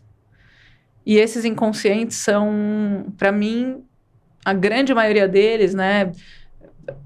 Não vai ser esse bloco final não vai ser tão curto. Tem uns geneticistas que mapearam o genoma humano, que conseguiram relacionar uma boa parte do cromossomo a determinadas características físicas ou doenças, propensões, etc. Mas teve uma parte que eles não conseguiram associar nada e que eles chamaram de a parte lixo do DNA. Tem uma outra corrente de geneticistas e psicólogos evolutivos que entende que ali tem memória armazenada. Memórias vividas, herdadas e adquiridas, tanto do inconsciente coletivo quanto dos seus ancestrais. Então, que coisas que viveram, até vidas passadas, não sei o quê, tem gente que acha que as vidas passadas não são vidas passadas, que são memórias de ancestrais que estão vindo no seu DNA e que você consegue acessar. Então, eu gostaria de perguntar quais as coisas que eles aprenderam depois que eles passaram pro lado de lá. Tipo, manja o lado de lá da biblioteca, lá do... Biblioteca da Meia-Noite. Não. Sexto Sentido. Não, como é que chama aquele filme do... Que o pai viaja no espaço-tempo e ele morre e ele vai pro outro lado da biblioteca? Interestelar, olha aí, viva o João. Dá pra filmar o João? A gente tinha que filmar o João. João, vem aqui dar um alô. Depois eu vou. Vai ser a primeira vez que o João vai passar. Vem!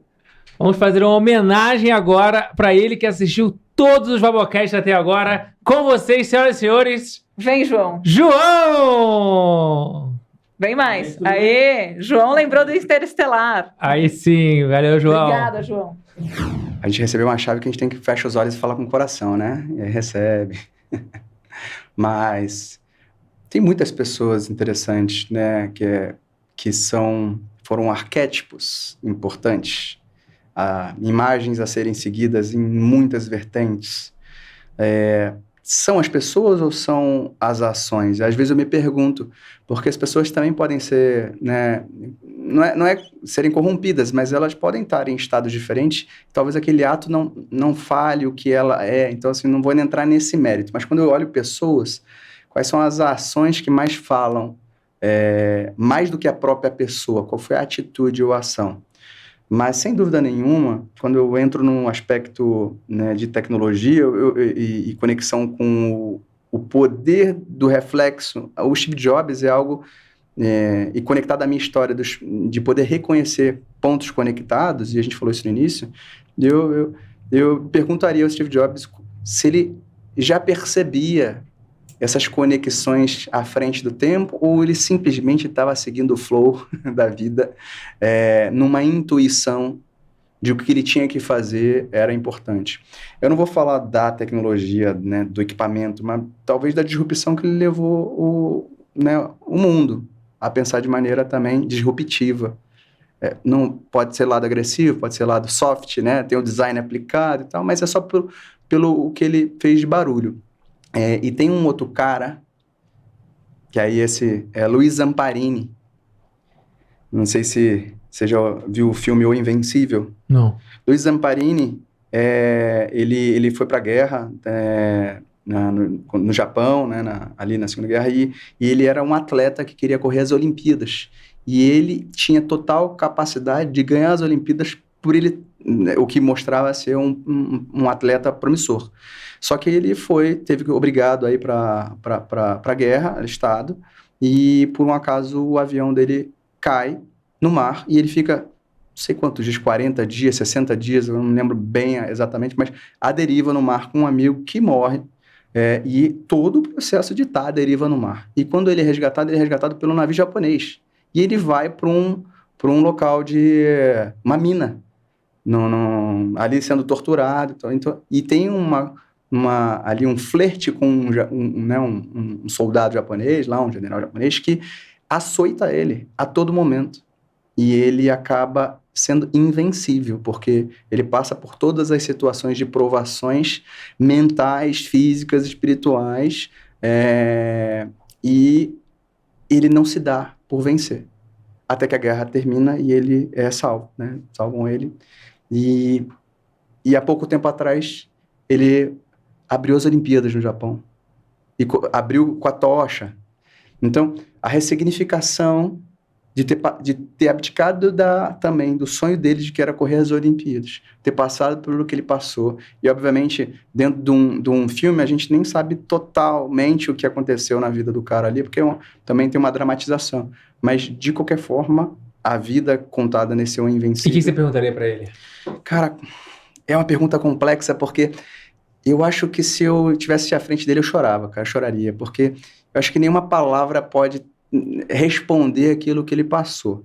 E eu não estou falando de um santo, né? Não estou falando de uma imagem assim, estou falando de um cara comum que de repente teve o seu sonho interrompido, mas mesmo assim ele transcendeu e com alegria ele abriu as Olimpíadas lá com a tocha. No local onde ele tinha sido torturado. Exatamente. O que ele entrega, né?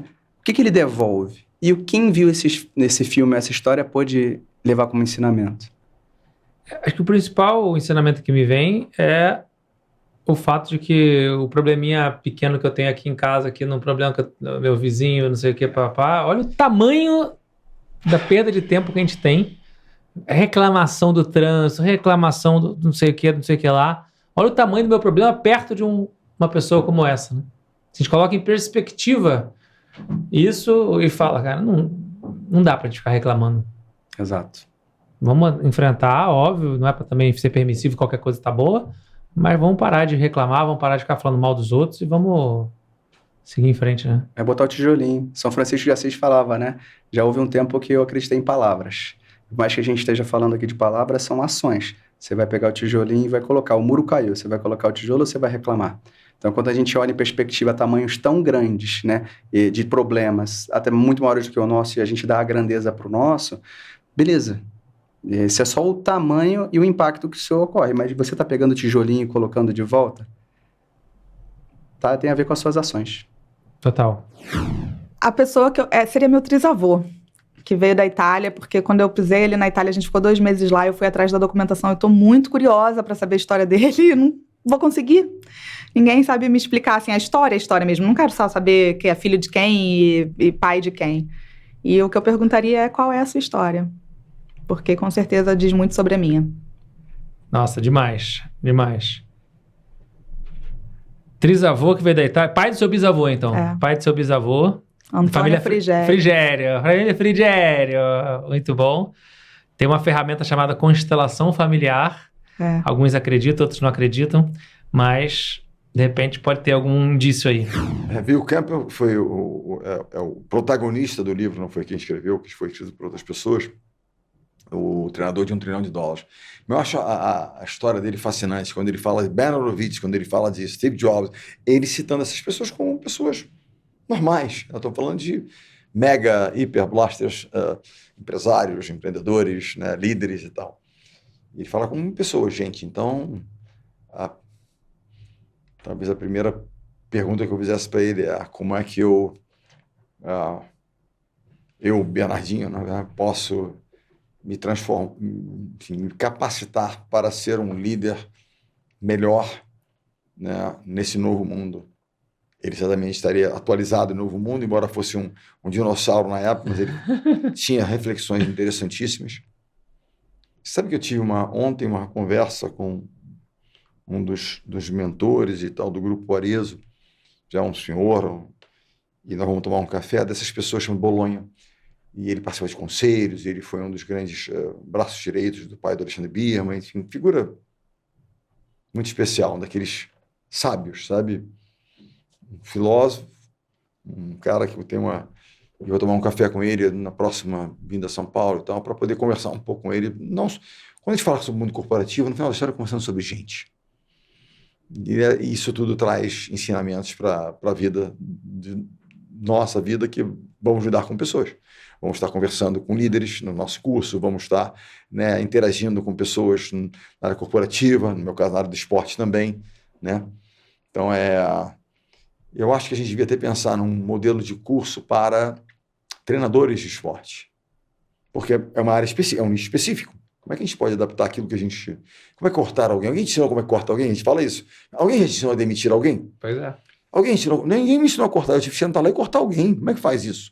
O que eu digo, o que eu não digo? Um pouco do Moneyball, né? Do homem que mudou o jogo. Agora, demite aí, fala pro garoto. Sem jamais ter tido a experiência. Dá para treinar. Então, dá para treinar. Tudo é treinável. Você pode não se tornar o Michael Jordan da história, mas você vai melhorar. Sim. Aí aquela história, se eu treino alguma coisa e me preparo, desculpa, para qualquer coisa, eu vou fazer melhor.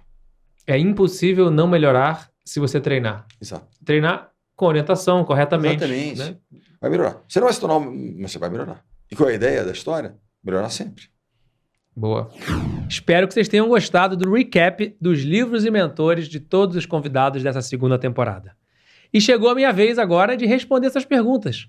Então, se eu tivesse que recomendar um livro para vocês, e agora eu vou, antes de responder a pergunta do livro, eu vou contar um segredo, porque afinal, vocês me acompanharam durante 24 episódios, esse é o 25º episódio do Vabocast, então eu já me sinto íntimo de vocês, então eu vou revelar um segredo da minha vida, que só depois de 25 episódios de bastante intimidade entre nós, eu me sinto confortável para revelar. E esse segredo é que eu tenho uma planilha com todos os livros que eu já li na minha vida. Todos. Mais do que isso. Não se assustem, não. Nós combinamos aqui, mas não se assusta. Mas tem o livro, tem o autor, tem a editora, tem uma nota que eu dei para cada um e tem indicadores. Ficção, não ficção, se é em português, se não é em português, se foi meu, se foi emprestado, as notas que eu dei, onde eu estava, em que momento da minha vida que eu estava quando eu li aquele livro e por aí vai. Não vou contar mais muitos detalhes, porque eu acho que talvez já esteja assustando vocês. Mas, brincadeiras à parte, foram 445 livros que eu li na minha vida. A maior parte deles eu compartilho com vocês, categorizados por tema, no blog do Vabo.com, no meu blog. Fiquem à vontade para usar e abusar dessa lista. É uma lista que tem, inclusive, em negrito, quais são os que eu mais gostei, dentro daqueles que eu recomendo. Principalmente no blog tem os livros de não ficção, mas coloquei alguns de ficção também. Então, sem dúvida, ler está dentro dos meus hobbies, meus passatempos e os meus estudos, minhas atividades preferidas na vida. Então, muito difícil realmente responder a minha própria pergunta de qual foi o livro principal que marcou minha vida. Mas, para não fugir da pergunta, eu vou categorizar em 3 grupos. Então, vou responder alguns, mas pelo menos um de cada grupo que eu acredito que é importante. Então, o primeiro deles, romances de aventura, livros de ficção. Quais são os que eu mais gostei? E, claro, quem acompanha sabe que eu amo Harry Potter. Harry Potter, sem dúvida, é o livro de romance de ficção, de aventura que eu mais gosto, mas não fica muito atrás do Senhor dos Anéis e também não fica muito atrás dos Jogos Vorazes. Se tivesse que dizer entre um deles, seria o Harry Potter. Mas Senhor dos Anéis e Jogos Vorazes, ou seja, tanto o próprio Harry Potter, quanto Frodo, quanto Katniss Everdeen, são grandes heróis da minha adolescência, juventude e, por que não, da minha fase adulta também. Quando a gente vai para biografias, tem 3 biografias também que marcaram minha vida. 3 biografias. E a primeira delas, sem dúvida, é a de Paramahansa Yogananda, inclusive citado algumas vezes, como vocês acabaram de ver, por alguns dos nossos convidados aqui. O livro dele chama-se Autobiografia de um Yogi. Então, uma autobiografia escrita pelo próprio Yogananda essa é a número 1 biografia que marcou minha vida. Mas, para citar outras duas também, eu cito Nelson Mandela, o livro que ele escreveu, O Longo Caminho para a Liberdade, e Steve Jobs, na versão escrita pelo Walter Isaacson. Então, tanto Yogananda quanto Mandela foram autobiografias, já a do Jobs foi escrita pelo Isaacson, que é um grande autor de biografias, escreveu outras biografias de grandes ícones da história da humanidade. Foram as 3 biografias que mais me marcaram. Se tivesse escolher uma só, seria a do Yogananda. E terceira categoria para vocês, uma categoria de espiritualidade, os livros de espiritualidade, como a gente já falou também aqui nos diversos episódios que abordamos esse tema. Espiritualidade tem menos a ver com religião, tem menos a ver sobre misticismo e coisas paranormais, e tem muito mais a ver sobre como viver melhor, como tomar melhores decisões na sua vida para você ir em busca da felicidade, ir em busca do sucesso. E a definição de felicidade e sucesso, aguardem que teremos um recap sobre isso também. Então, espiritualidade se confunde, na minha interpretação, com filosofia, com autoconhecimento, com você tomar melhores decisões para viver melhor. Isso que eu quero dizer com espiritualidade. 90% é isso. Vai ter uns 10% ali que pode envolver algumas crenças, pode envolver alguns dogmas, talvez, mas eu tento ir por esse outro caminho que, na minha visão, é o que a minha mente interpreta melhor, mas eu tenho me aberto também para o outro 10%. Então, quais foram os livros de espiritualidade que mais me marcaram? Então, eu quero recomendar para vocês. O número 1 de todos, sem dúvida alguma, Bhagavad Gita. Bhagavad Gita, na versão, para quem quiser e tiver sido mordido aí pela mosquinha da curiosidade, eu recomendo Bhagavad Gita na versão de Yogananda. Na versão em que tem os versos do Bhagavad Gita, mas tem os comentários de Yogananda interpretando esses versos.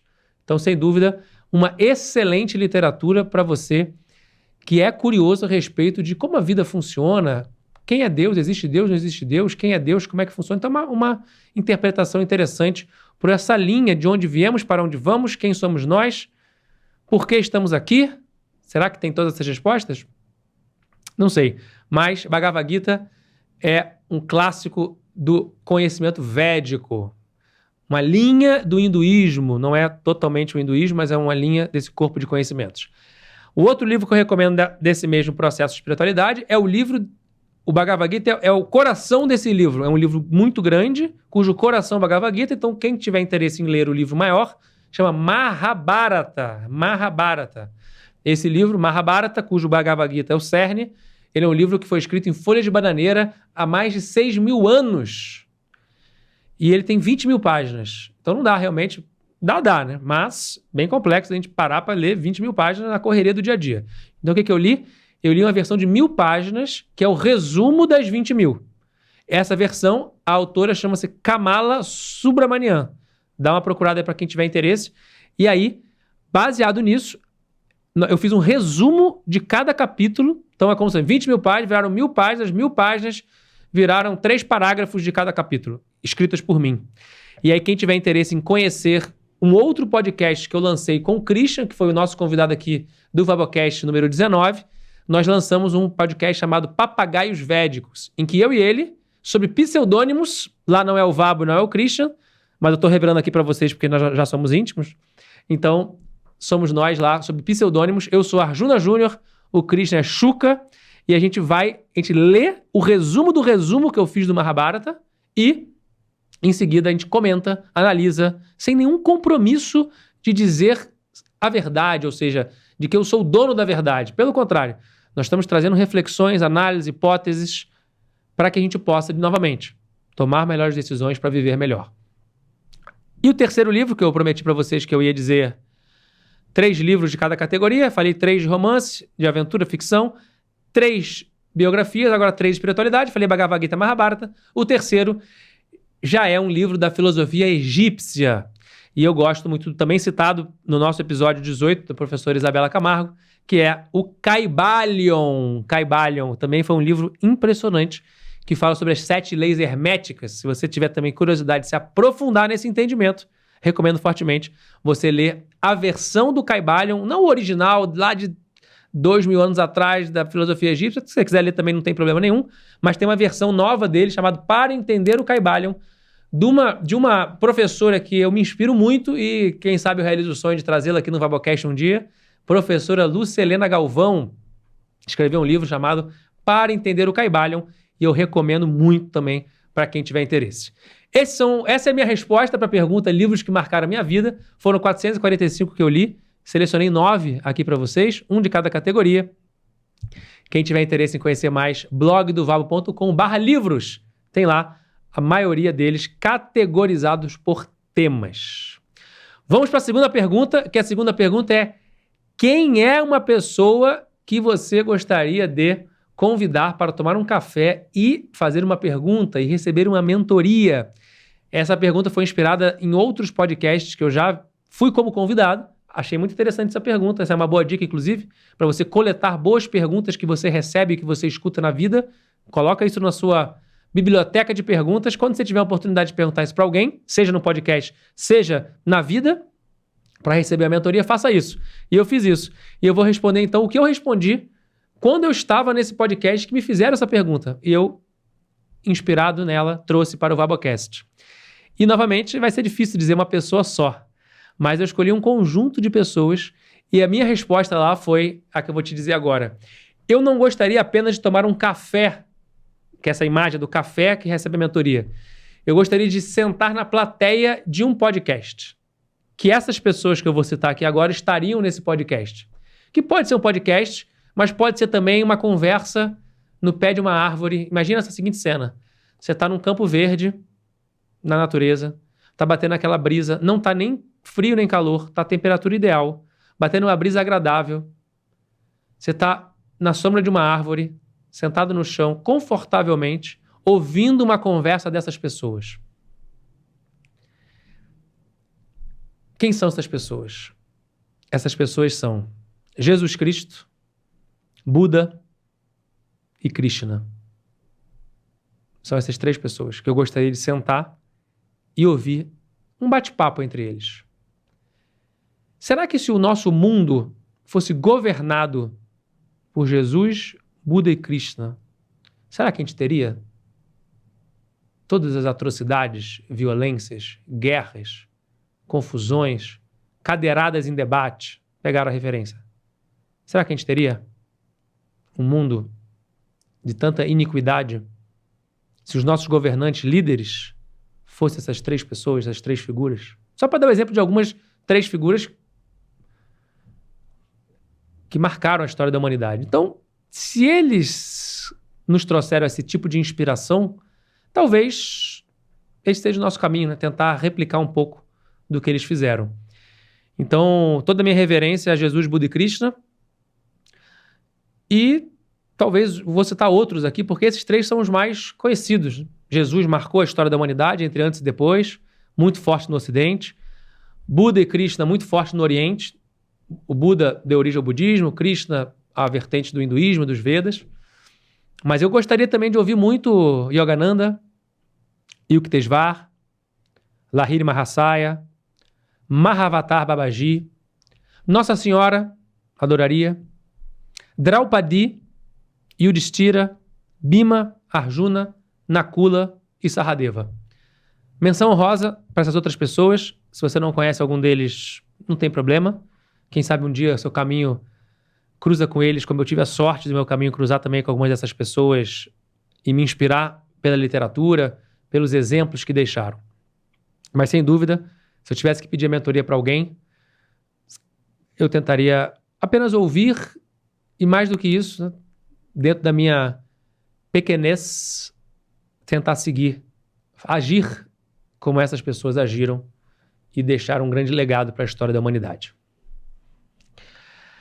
No próximo episódio do Vabocast, eu vou trazer para vocês um compilado das respostas de todos os convidados sobre as frases de outdoor, as palavras que definem os convidados e a recomendação de como cuidar da sua saúde. E da mesma forma, ao final, eu também vou responder essas mesmas perguntas que eu fiz para os convidados com a minha visão para a reflexão de todos. Queria agradecer aqui a Gup, que é a nossa patrocinadora especial da segunda temporada. Se você também quiser transformar a sua gestão de pessoas, seja com recrutamento, admissão, desenvolvimento, avaliação e performance e também com engajamento, dá uma olhadinha na descrição do episódio aqui que tem 15% de desconto para você. E agradecer também a Tangram, que é a maior empresa do Brasil de presentes e brindes corporativos. Se você gostou do episódio de hoje, não esqueça de avaliar na sua plataforma preferida, enviar lá para mim no Instagram, @vabo23, quais foram os principais insights que você teve, e eu te vejo no próximo Vabocast. O Vabocast é um oferecimento da GUP, a HR Tech líder do Brasil. Não se esqueça de avaliar o episódio, compartilhar com seus amigos e me seguir no Instagram, @vabo23. Até o próximo Vabocast!